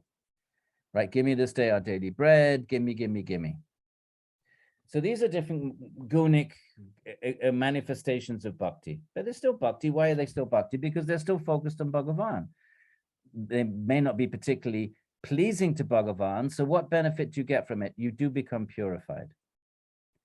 You'll have to take karma if you harm others, but that bhakti, if it's a genuine acceptance of Bhagavan and the mind is genuinely absorbed in Bhagavan and it's tamasic or rajasic, sure, you still get your karma for the tamas and rajasic modalities, but the mind will become purified by dint of being focused on Bhagavan. So tamasic bhakti, I suppose, is better than no bhakti at all, but you still suffer the karmic consequences of any violence or anything like that involved in your tamasic bhakti. But it's still, the mind is still absorbed in God in some sort of way. There's some kind of bhakti going on there, because bhakti simply means the relationship between the bhakta and Bhagavan. That's what it means. Bhakti is a verbal noun. I've said this before. So the bhakti connects bhakta to Bhagavan or Bhagavati. So as long as if the bhakta is connected to Bhagavati, it could be tamasic connection or rajasic connection, but it's a connection. And wherever there is Bhagavan or Bhagavati, eventually that divine presence will purify that mind. And that person will then climb up through the modes, through tamas, through rajas, and attain sattva. So now, a person considering himself different from others, who engages in worship for the purpose of eliminating karma, right? So still seeking moksha, perhaps, or as an offering to the Supreme, or because worship is something that ought to be done, is in sattva. So there might still be some ego here, because you want to eliminate karma. Real bhakti is about wanting to love God And if and why my karma is my karma. I take the hit, whatever. I'm not going to ask God to modify it. Whatever it is, I earned it, and I shut up and endure it. But my bhakti is going to be simply begging God for a relationship, for love. That's all. You can beg for love, but not for anything else. Not even for elimination of karma, because that becomes then a gimme type of thing. Maybe high level gimme, but it's a gimme type of bhakti. Now, what happens when these are the three gunas, right? So tamas, rajas, and sattva. But the characteristics of bhakti yoga that transcends the gunas, nirguna, but right?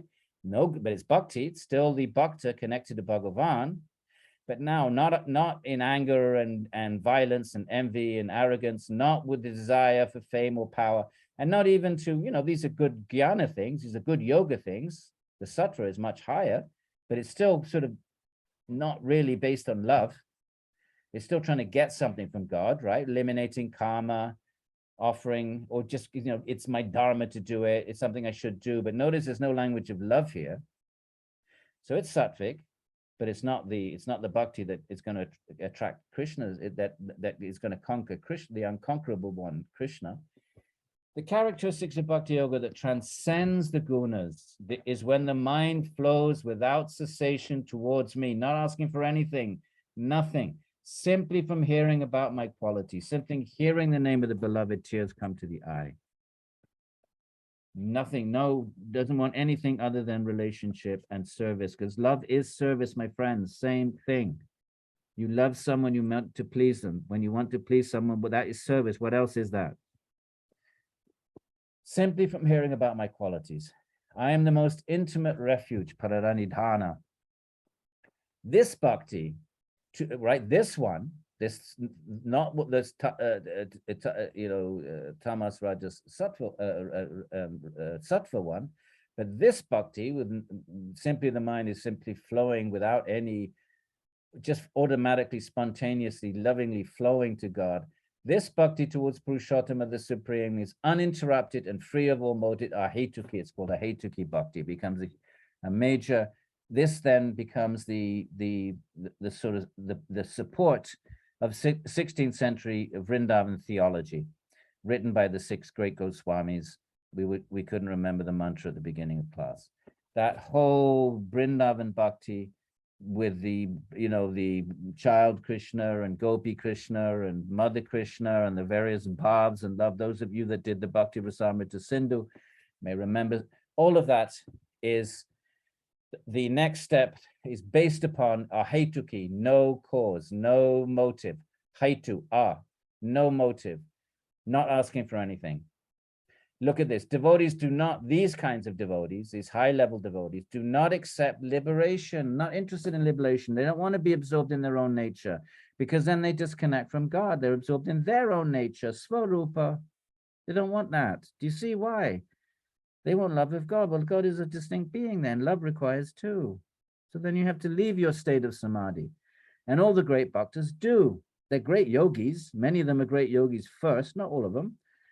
Many of them are great yogis first, and then they become bhaktas. And they leave their nirbija samadhis, their chaturthis, their svarupa vastanam states of pure consciousness.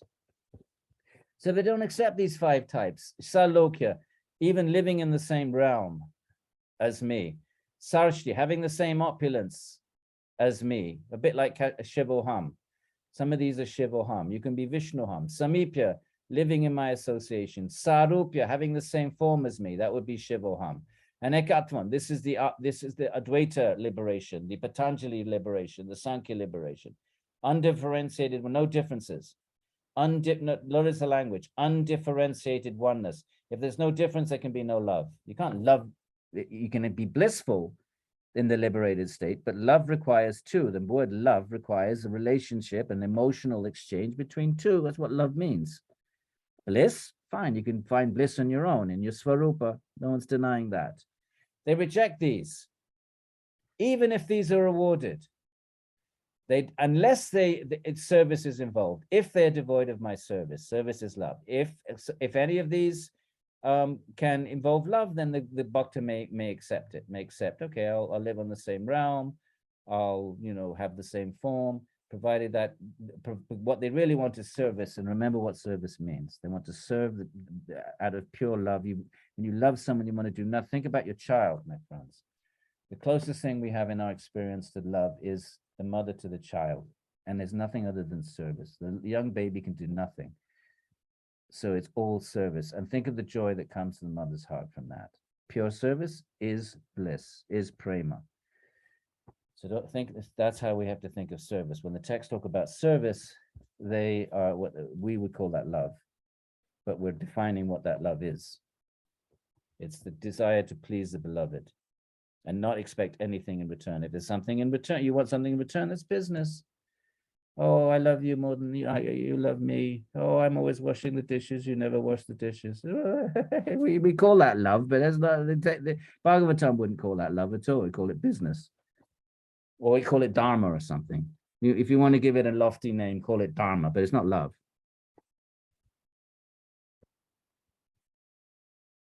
It is this latter, this service, which has been described as the highest type of what goes by the name of bhakti yoga. What is the highest type of, right? There's tamasic bhakti yoga, right? The text is saying, yeah, it's still some kind of a relationship. There's some kind of devotion there. There's some kind of, maybe you light a candle or give a donation to the deity or something. So there's tamasic, there's rajasic, and there's sattvic, and then there's that which is beyond, nirguna. And that, in that bhakti, you don't want liberation. You want service, which means you want a relationship which allows you to, you adore the beloved so much, and that all you want to do is serve the beloved. But notice, my friends, when we read the Krishna stories, the same holds true for God. God wants to do nothing but serve his bhakta. Love is two-way.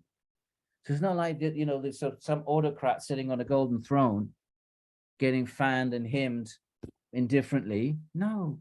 Krishna does everything to please his devotees. He even takes the form of a little child and a baby and a toddler just to please those who want to adore him in that form.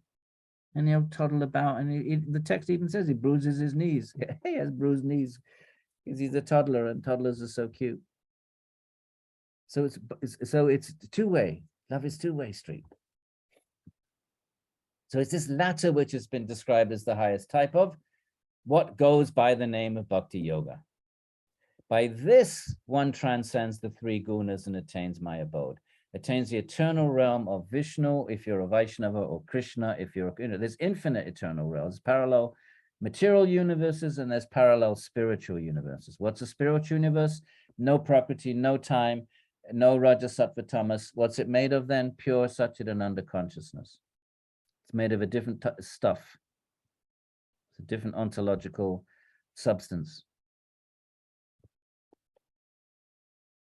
Through worship and through performing one's dharma without attachment to the results, right? That's the big teaching of the chapter 2 and 3 of the Gita. Through regular lavish acts of ritual worship, which do not involve any violence, right? No violence, no animal sacrifices. That's really what it's saying back then. You want to, through seeing, touching, offering puja, worship and praise, right, to the deities. If you have deities, you can have deities in your home. It's very, very intimate. And if you like, I'll show you my deities one evening. And you cook for the deities, you offer flowers, you create a whole flower garden, and you're meditating on your deities, and every morning you go out and you make a nice bouquet. It's very, very satisfying to the heart, my friends. You buy special fruits, you make nice foodstuffs, you honor the festivals in special ways. You put your little deity to bed at night. It sounds odd if you have never done a deity, if you don't have a deity practice, but this is one of the core practices of bhakti yoga. You practice with your deity, and then when you attain purity and pure bhakti, then you continue that with real Bhagavan. You continue those acts of service and love and devotions and offerings that you practice with your deity when you're embodied here in Prakriti, in samsara. That's how it works. You're practicing in order to then cultivate that mind where you're always thinking of your deity, you're buying little things, you're out shopping, you bring something home. That kind of mindset then is that kind of practice and helps the mind be constantly, along with other practices as well, like kirtan and japa, and there's, you know, so many practices of bhakti. But that's what he's talking about here. Worship before, okay, ritual worship, ritual worship. And through seeing, touching, offering, puja, right? So touching the deity, dressing the deity, you have, you know, maybe we can ask Satya, if she's still here, to show us give us darshan of her deities. Where is she? She's gone. She's not there. No, I'm here. I'm here. Okay. Would you be willing to do that one evening? If not, I can do it. Yeah, sure, of course. So you can just show everybody your deities. Yeah, right this minute. Do you want to do it right now? No, give me a few minutes. Oh, we'll give you a. Let me know. I'm in the middle of something, so give me a few minutes and I'll do that. Or next week if you prefer. Yeah, no, it's fine. It's fine. A few minutes. So and you'll get a sense of this verse here. If she has beautiful deities, such used to live in Princeton many years ago. To worship, performing one's duty. Okay. No violence, my friends. Okay. And honoring my deities. Oh, I didn't get that far. Seeing, touching, offering, praise, and honoring my deities. Okay, that's what we're talking about. And Satyaji will give us a sense of that. Okay. Through. Ooh, what did I just do? Through. I hit the wrong button. Yeah, here we are. Through, and we have about 10 more minutes. Through considering me to be in all entities. It's a kind of a humanism, a kind of a theistic humanism. All Atmans are really just sparks of Narayan. They're little ankshas, is the Sanskrit term. Anksha means a tiny spark, a part. Through detachment, now we're back to regular yogic things, as a regular jnani. Through offering respect to the great saints, okay, this is just sort of normal, generic jnana. Through compassion to the less fortunate, right, which is, I think Christianity has a lot to teach Hinduism here.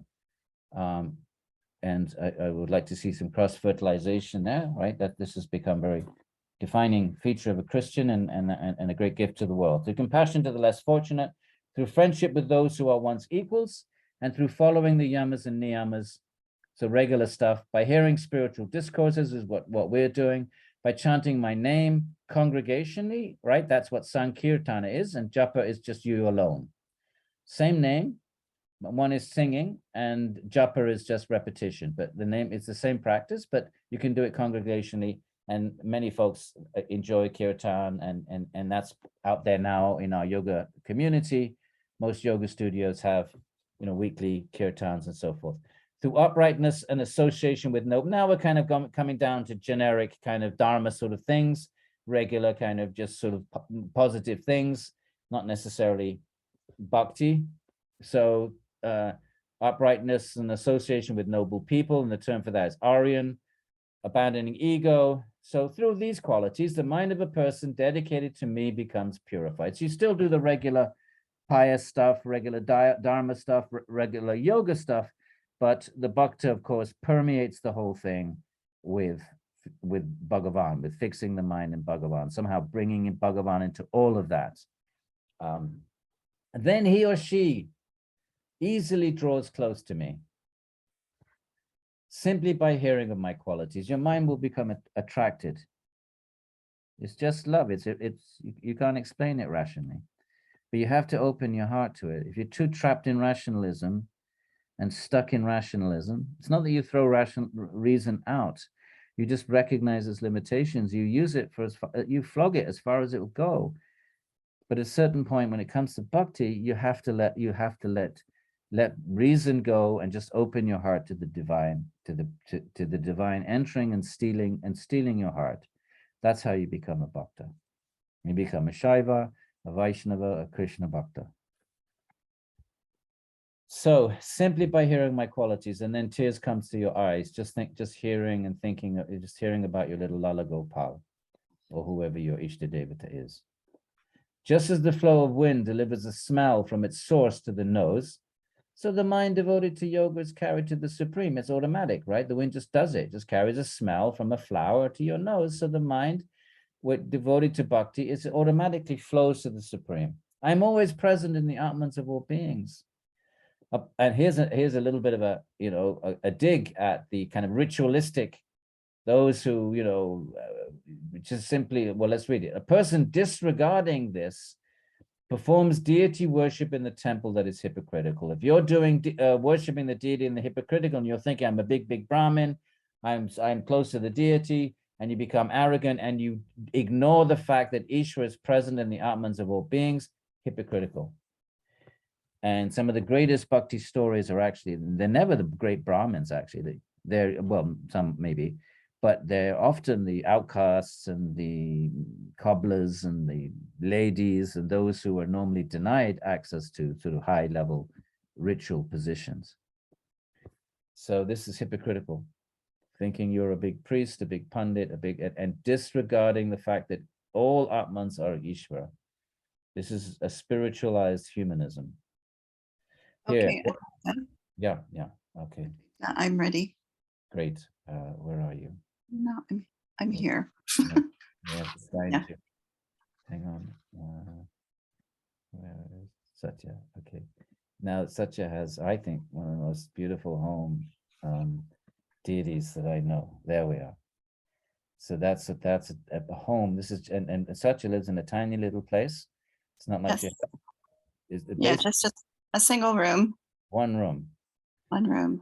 That she literally shares with her deity. Satya, you go ahead.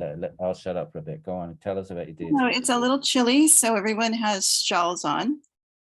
And here they have shawls at their feet.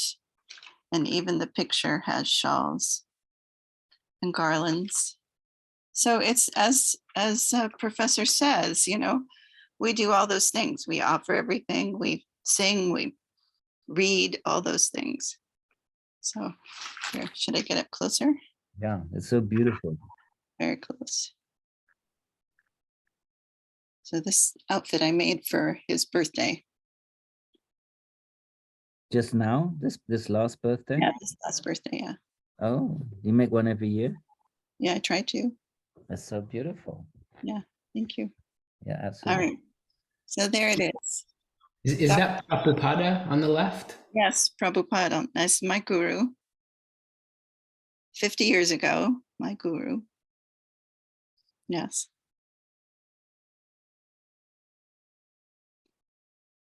Okay. Thank you, Satya. You're welcome. Bhakti at home. For that treat. Yeah, offering rosemary because it's so beautiful, and a little quilted place for them to sit that I made. So all these things we make for them. Can you step back so we can see the actual altar itself? Or I know it's all one room. So you sleep in the same room, right? This is your one room. I sleep here. The cat's sleeping on the bed right now, but all one room. Wonderful. Thank you so much, Satyaji. Your cat is going to be a great yogini in the next life. I know. She always listens to your class. Oh, while she's sleeping, right? Yeah, that's the best. That's what happens with my classes. They put him. So nice to see you. Thank you. Good to see you. Let's see. I'm going to come and visit you, by the way, because my daughter's out there in Portland. It's about time. Yeah. About time. Yeah. Looking forward to it. Okay. Okay. Radhe. Jai Sri Radhe. Jai Sri Radhe. Okay, so let's finish up here. So where how should we finish? Find something nice. Look, oh sinless lady, I am not satisfied when I am worshipped in the deity through the performance of rituals conducted with all sorts of paraphernalia by a person who is disrespectful of other living beings. Think about that next time you go into a big Indian temple and see whether some wonderful pujaris and priests are there, but also some that might be sort of that Krishna might be thinking about in this verse here. Here, the mind of a person who does not see others as equal. So no one can, whatever you want to do with deities and bhakti and the rest of it, I don't think anybody could disagree with this, even if you're a secular atheistic humanist. The mind of a person who does not see others as equal, honoring me but hating other entities, who is fixed in hostility with other beings, does not attain peace. 25. One should worship me as Ishvara through deity worship and such things, right? Other things, many other things, kirtan. Performing one's duty, so stay in the world, do your duty, until one sees me in one's own heart. And situated in the hearts of all beings. Notice he keeps repeating this. If Ishvara appears in your heart, it means you're seeing Ishvara in all other beings. If you're not seeing Ishvara in all other beings, then the Ishvara is not going to appear in your heart, in our hearts. To one who makes the distinction between his own belly and that of others, I inflict great fear in the form of death. Such a person does not see all beings as equal. This is a powerful humanistic, with social implications. Therefore, by means of charity, respect, and friendship. Could you elaborate on that, Edwin ji? Pardon? Could you elaborate a little on that? Yeah, if we ignore the starving, the other people that don't have food, and we're simply, gorging our own belly, then that means we're identifying with our body mind. We're not recognizing if we're not recognizing that the Atman in all beings, that means we're not recognizing our own Atman. That means we think we're body mind. If we think we're body mind, then we become afraid of death because we're afraid that something's going to take our body mind away, that we're going to die. So we won't. So our body mind. So the more that the less that we see equality in all beings, the more we're going to be afraid of death. The more we see the equality of all beings, the more we understand our own Atman. The more we understand our own Atman, the more we realize that same Atman is in all beings. The more we understand our Atman, the more we understand we're not the body mind, the less fear we have of death, because death is only going to take our body. So the more we understand our Atman, the less there's going to be fear. But part of understanding our own Atman, if you understand Atman, then Atman is the same in all beings. That you can't separate the two. It's not that you can realize your own Atman and not realize other Atmans. It's not how it works. By realizing your Atman, you realize others' Atman, and by realizing other Atmans, and then if you see people in a, okay, their bodies and minds are distraught or hunger. You don't tell yourself, oh well, that's just the body mind. They're really Atmans. No, you try to, yogis are compassionate and empathetic and charitable. I think charity is one thing that gets under stressed a bit, and I think Christianity can really help Hinduism with this one, frankly. And all right. So, but it's there in Hinduism. It's right here. Yeah, right here. To one who makes the distinction between his own belly, right? Okay, I'm going to eat, and I'm, the people on the telly starving in Somalia or wherever. That's not me. If we make those kinds of, if we cultivate that kind of thinking, or we allow ourselves to be trapped in that kind of thinking, then automatically we're going to be fearful of death, because we think I'm me. Well, what's the me then? The body mind me. So if I think I'm body mind me, then I'm afraid of anything. Then I'm always going to be afraid that something's going to take away my body, and that's death. Okay, so therefore by means of charity. So charity is there in Hinduism. It just like tapas. I think I'd like to see Hinduism fertilize Christianity with tapas. Tapas is there in Christianity. It's just been neglected, and I'd like to see Christianity cross-fertilize Hinduism with charity. Charity is there in Hinduism. Here it is right in this verse, for example, but it's underdeveloped. There's not enough focus put on it. So this kind of cross-fertilization, I think, is healthy. And tapas from India to Christianity, and charity from Christianity to India, and maybe lots of other things, but those are the two that strike me. Right. And again, he kept saying it for the 5th time in 6 or 7 verses.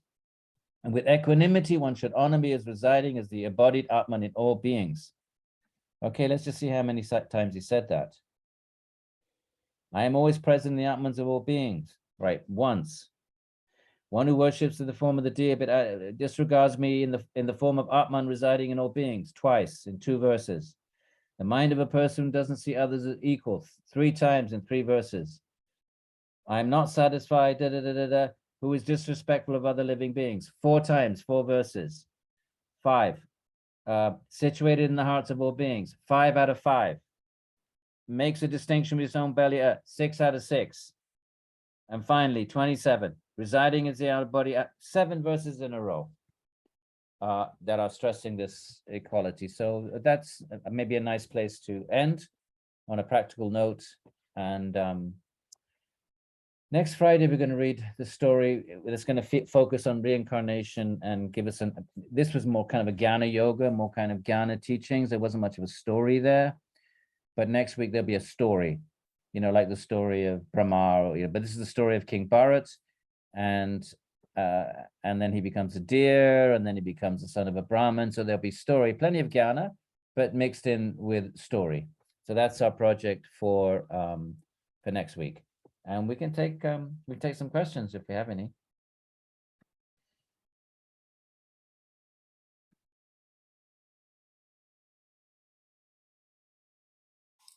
Sebastian, you go ahead.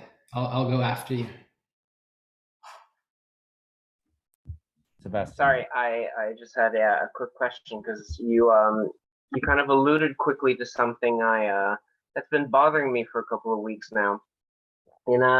Just as a quick comment you made earlier about, do you want moksha or do you want eternal love of God? Probably referring to the bhakti equivalent, where we don't want liberation, we want an eternal relationship with God as a form of liberation.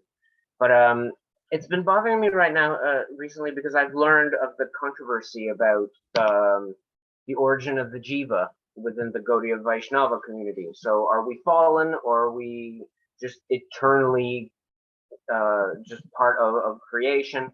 So I was trying to get clarity on that, because to me it seems if we're fallen, then we're never liberated. We always attain, say, Goloka, but then if it's like a karmic reward, if our karma runs out, do we then fall again? Like, is it just a game we keep playing? Like, could you guide me on that? Give me. I mean, it's a controversy, as you say. I take the view that there's a book that just came out, and I wrote a preamble for it, an introduction, I don't know, whatever you call that. It's called Inherent or Inherited. Write that down. Inherent or inherited, right? So the inherent is the position that we always had. Inherent means that we fell from Goloka. It's similar. It's slightly overlapping the same debate. There's a number of books you can make up your own mind. But this is because if you fell from Golok, then that means bhakti is inherent, because you had it and it's inherent, and now you got to just reactivate it. That's inherent. Inherited is you never fell from Golok. Well, if you never fell from Golok, well, you never had a relationship with Krishna. So therefore it has to be bestowed upon you, and that's inherited. So the book is called Inherent and Inherited. It's by, I can't remember the name, but by Swami, something or other. If you don't find it, it's just came out, but it should be on Amazon. That is very, very well written. It's not by an academic, but it's a Swami, but he's an intellectual. He's really rigorously examined all the sources on the debate. So you can read that. Then, then there's another book called Not Even the Leaves Fall from Vaikuntha. You've read that probably, right? Well, I've just got it, so I'm going to read it. That's Satyanarayan. And I did an edited volume once called The Post-Charismatic Fate of the Hare Krishna Movement many years ago. And I wanted to get, all the different voices and views. And we had two chapters, one defending both sides. I'm not sure I recommend it. I wouldn't bother with that. I think if you read Inherent and Inherited, you get all you need. But you can also read Satyanarayan's Not Even the Leaves Fall. And then there is a rejoinder. It was sent to me by email once. And I wasn't, and I can't remember who sent it to me. They wanted me to read it. I didn't have time. I wasn't really interested. But there is a rejoinder, and I'm not sure how you would get a hold of it. But I bet if you did some web searches, you could get it. And it's not a book, but it's a sort of paper. In fairness, you should read that as well. So you read all both points of view. So to read Inherent and Inherited, that absolutely, I think that really kind of, I think, as far as I'm concerned, it settles the whole thing once and for all. Yeah, it's so well written. Yeah. Thank you. Okay, Snehi. Namaste, Edwin ji. Namaste, KCR. ठीक है. Thank you. So good to be in your classes again. Oh, good. Snehi used to come all the way, like the old sadhus used to walk up to the Himalayas. Snehi used to get New Jersey Transit. That's even more tapas than walking barefoot to the Himalayas. New Jersey Transit. She would come down to Rutgers with Bob, and such was her love for Jnana. And I would love to do it again. Yes. It was some of the best use of my time. Oh, wonderful. Thank you. See you, yes. And now I have forgotten something. So Yeah. I wanted to ask you to clarify, you had said that the bijas or samskaras can only exist in the chitta and that there can be no samskaras in consciousness. Yeah. So I was wondering at the time of death, Yeah. what happens to the chitta?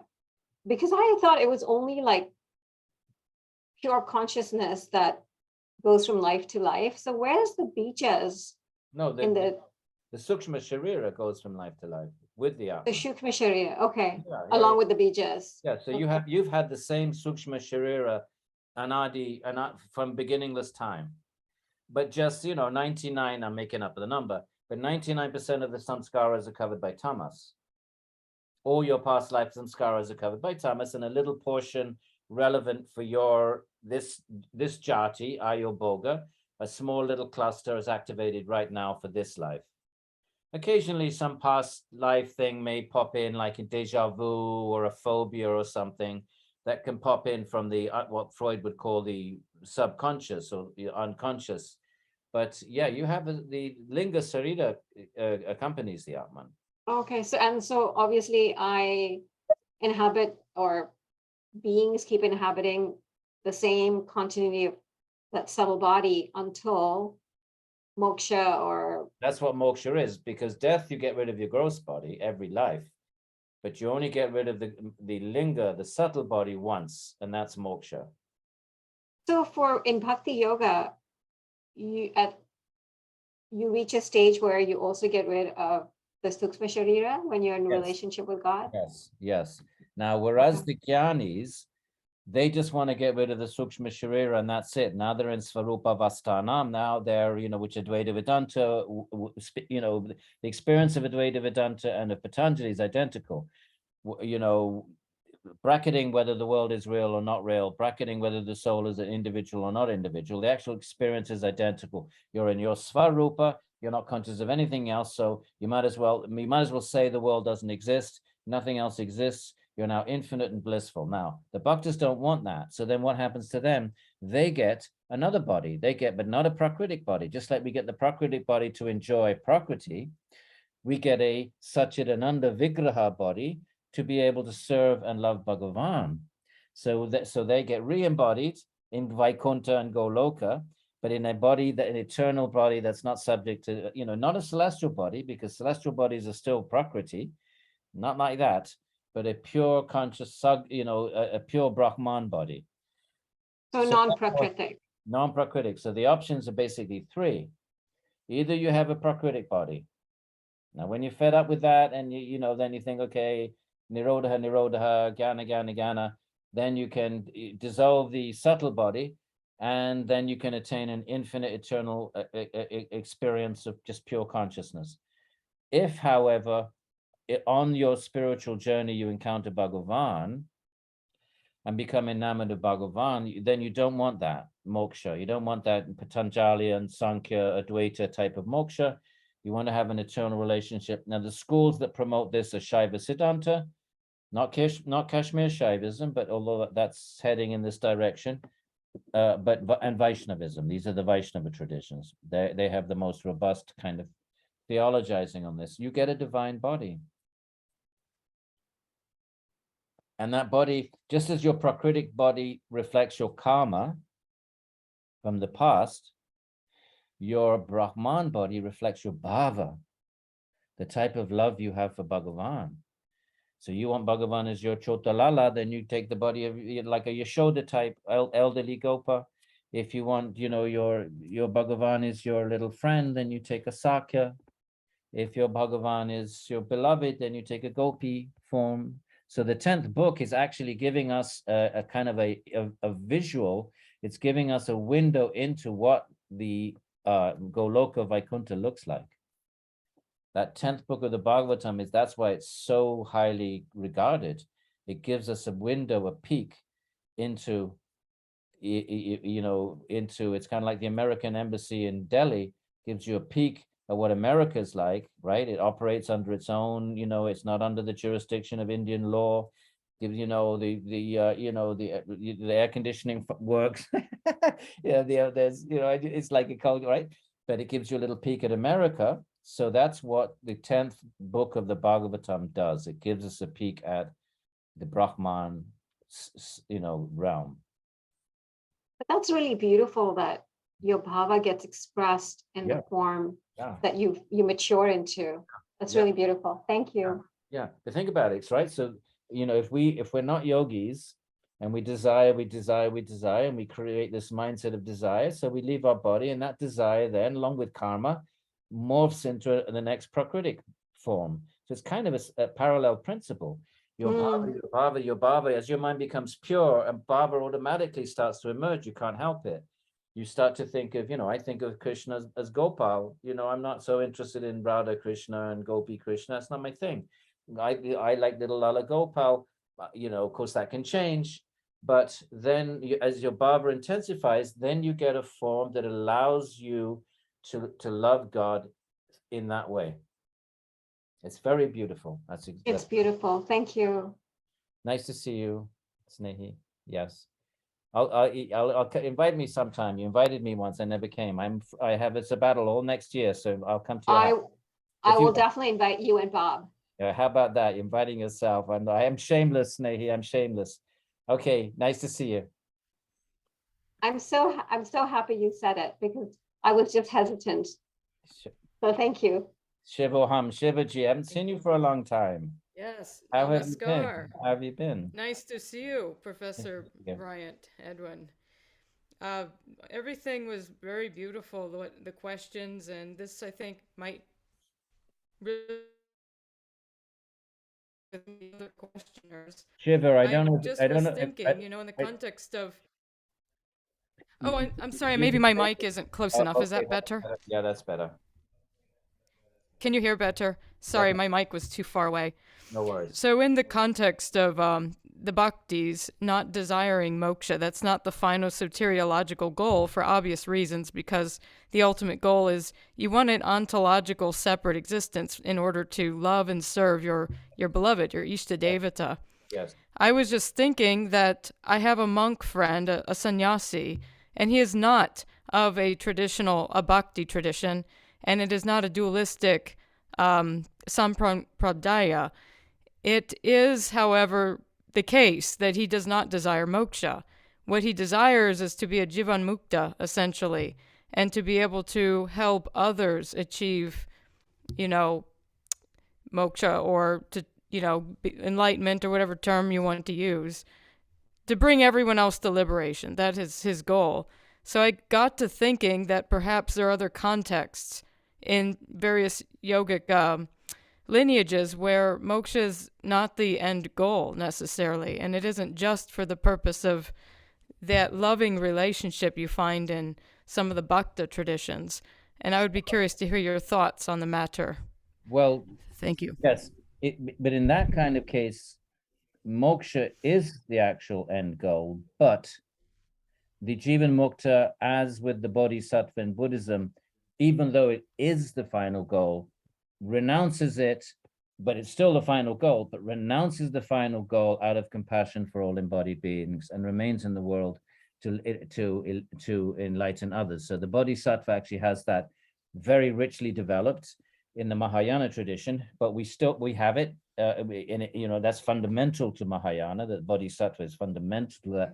And that's how they demarcate themselves from Theravada, that they have this principle that the great Buddha,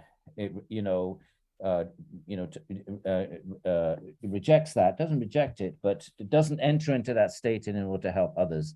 But nonetheless, it remains the ultimate goal. And that's what makes it glorious. It's still the ultimate goal, but the Jivan Mukta chooses not to enter that final goal in order to serve others. So, but ontologically and soteriologically, it is still the final goal. But then it just shows how compassion and kindness overrides that personal soteriological possibility. So that's Right. how I see the distinction there. yeah, there's the distinction there. Yeah. Thank you. Good to see you, Shiva. What's that behind you? Likewise. What's behind? Oh, this is a background, but I have my altar if I turn my background off. But it's a little dark. And I have a chair back there too. Oh, chair. Okay. All right. Yeah. Okay. Yep. Last Thank time you. we spoke, you disappeared. You were going to anyway. We'll talk about it another time. We'll talk later, Edwin. Thank you. Nice All to right. see you again. Okay. Come on. Replacement. Yeah. Whoops. No. Let's do that again. Yeah. Okay. Jennifer. Hi. I think you have your sound on. Off. Now sound is on. Yeah, that's Yes. yeah. Namaskar, Edwin G, Namaskar. Professor. I'm the one who has sent you some representations of my own expression of devotion through art. And I wanted to ask you a bit about the work with our hands to approach God, as well as our subconscious in terms of dreams. I had a dream recently where my hands were tethered to a wall, and at the same time was doing some paintings. And in my studies, I've talked to my teachers and been advised to be patient for that revelation of God, for that relationship, that union.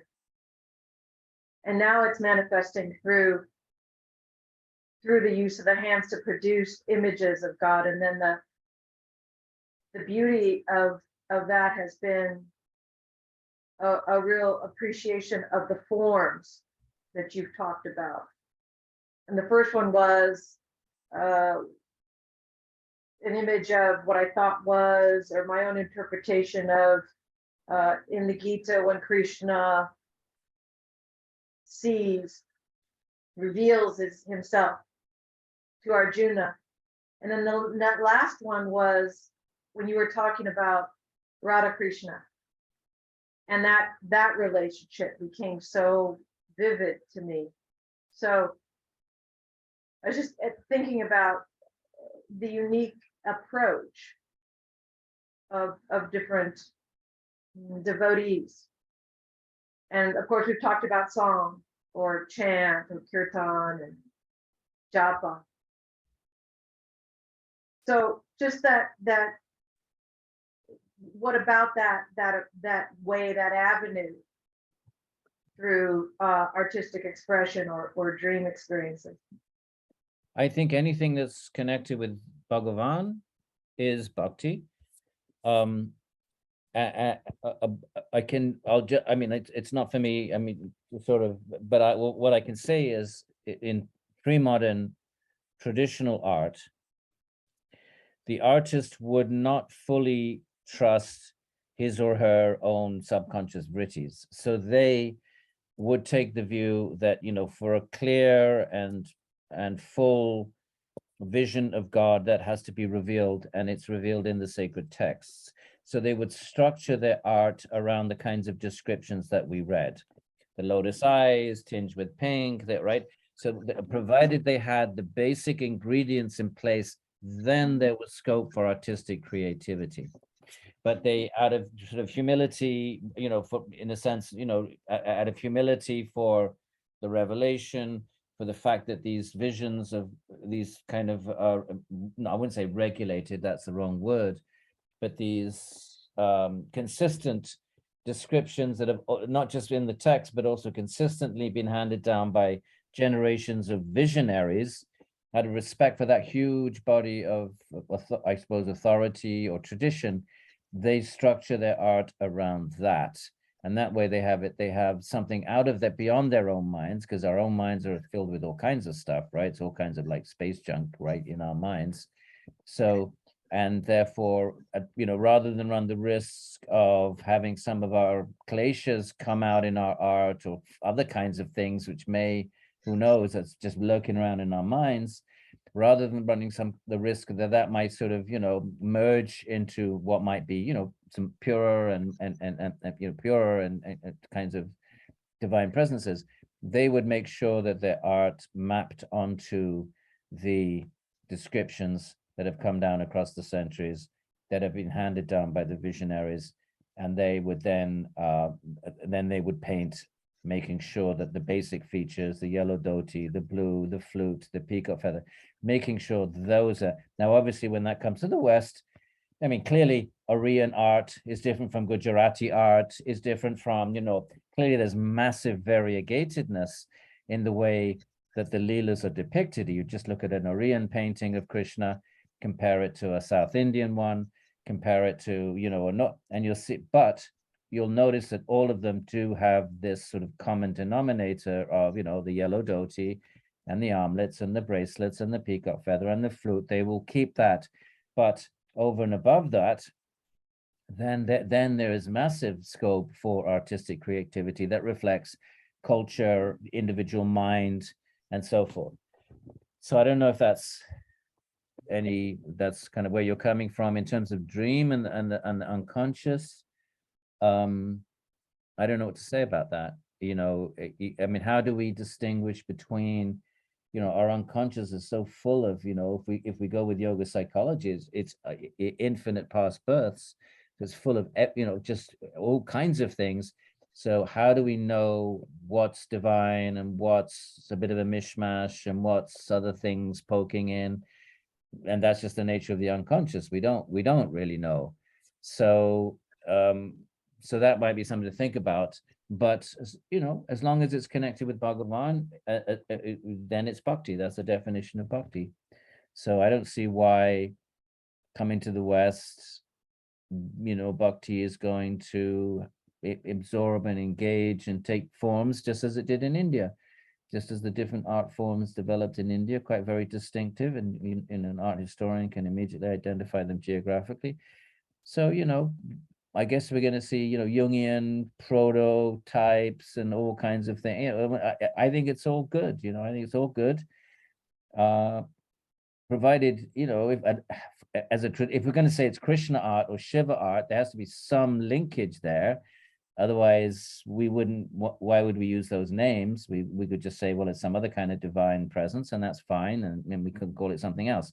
But if we want to think of it as Krishna art or Vishnu art or Shiva art, if that's what we want to do, then there has to be some linkage, and that linkage would be the descriptions that we find that have been handed down over the centuries, because that's what links the different art forms in India as well. But if that's not what we want to do, then that's fine. Then we'll, I think it's great to think of one's art as divine in some form or fashion. In other words, if somehow or other we can fix our minds or channel our minds and our skills in a spiritual direction, it's got to be good. How can it not be good? So it's a bit of a rambling answer, and I'm not sure if I really said anything very coherent there, but if it's to be bhakti as understood in the Indian context, that's because that's all I'm qualified to talk about. If it's to be that, then there has to be a linkage, and that would be the linkage. Shiva, you read the Shiva Purana and the description of Shiva. Now you can put that into modern art, abstract art, anything, but it has to have at least those basic identifiers. And I would think the same would be if you painted Jesus of Nazareth. There had to be something that linkage with the New Testament, but whatever that might be, he's carrying a sheep or whatever the symbolism is. So I don't know what else to say. Thank you. All right. Have a good evening, Jennifer. Happy Jack. How is Sanskrit going? Oh, fantastic. I love it. I was up at 4 a.m. this morning translating the Ramayana. So I get the best part of my day. Svadhyaya. You're able to do that now? Your Sanskrit is at that level? I mean, from the Goldman book. So the reading passages. Yeah. Okay. And how many in your class with Nell? There's 8 of us. Okay. 8. Yeah. She a good teacher, patient? She's a really good teacher, and it's a very fast pace. So I'm happy that I did some studying in advance, because there's 8 of us. I mean, and 5 of them are of Indian descent, 3 of them are of Asian Chinese descent, and myself. And it's a smart group, so it's a great peer group to be with. Good. Yeah. Good job. Hang in there. Yeah, great. So I'll keep it quick. It's getting late here. I got lots of questions, but I'll keep one relevant to the content. I'm just thinking about like Shankara and Advaita Vedanta and non-dual, and I'm trying to understand in relation to the Srimad Bhagavatam, what would someone like Shankara, like how do they iron out their inconsistent? How do they perceive the Bhagavatam? Do they reject it? Do they accept it? Do they say, okay, but our belief is better? Yeah, I'm just trying to think of what the Purva-paksha might have looked like, in case somebody ever brings something to me. What might another tradition say about our canonical text, the Bhagavatam? Do they just say, oh, those are just fantastical stories, or what do people perhaps say? Shankara would accept them all. They're all as true and as real as the tables and the chairs and the wall behind you, to the extent that this universe is real. Remember, Shankara has 2 tiers of reality: Vyavaharika, conventional, and Paramarthika, ultimate. So the conventional is ultimately illusory. But in the conventional, he'll debate the Buddhists, who, he'll debate, he'll, in other words, within, okay, there's certain things that he will accept as illusory. How would he frame it? Certain things are impossible, like the son of a barren woman. So he makes a distinction between impossibilities like the son of a barren woman, which is nonsensical. If a woman is barren, she doesn't have a son, and illusory reality. The world is illusion. It's a superimposition upon Brahman. But when we're in the illusion, it appears real. Now, within the illusory world, there are tables and chairs and universes, and Vishnu is the creator, and Krishna plays with the gopis, and there is he'll accept all of it. He won't reject it, but he accepts it only within the level of conventional reality. Ultimate reality is when all of that dissolves. Maya, because it's all ultimately Maya, and only all-pervading, infinite, blissful Satchidananda Brahman remains. But within conventional reality, he will argue for the conventional reality that we see. He'll reject things that are just false. So when you're in conventional, so let's give the example of a mirage in the desert. So the mirage isn't there, but it appears to be there. Now, when it appears to be there, in the mirage, there is water and palm trees. There isn't an elephant. So within conventional reality, Shankara would argue, well, there's no elephant there, but there is, there are palm trees and a lake. So likewise, within conventional reality, our reality, there is a creator. So he argues against those who don't accept a creator. He argues against Sāṃkhya, certain schools of Sāṃkhya that don't accept creator. When he does that, he's arguing for conventional reality. So in conventional reality, he will accept the Bhagavatam, he accepts the Purana, he accepts all of it. But he will only accept it within the realms of ultimate, and he'll say, and he'll say, yes, if you read the Bhagavatam, the stories, you'll become purified.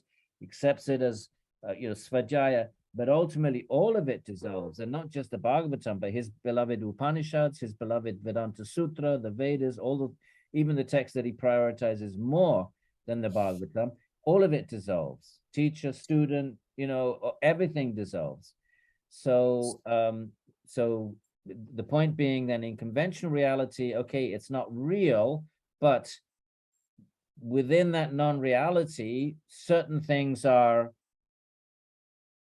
how do I frame it? Not really, they're real, even though they're unreal, and certain things are unreal and also unreal. I don't know if that works, but in conventional reality, the world is as we see it, and Vishnu is God and Krishna is Vishnu, and the gopis are real, and he sung beautiful songs to Govinda. He composed beautiful poetry, but all of it only within the realms of conventional reality. Does that make a little bit of sense? Yeah, very helpful. Yeah, so it would Thank never you. reject, he never rejects the Smriti. The Bhagavatam is Smriti, accepts the Shruti and the Smriti, accepts it all. Okay, great. Thank you.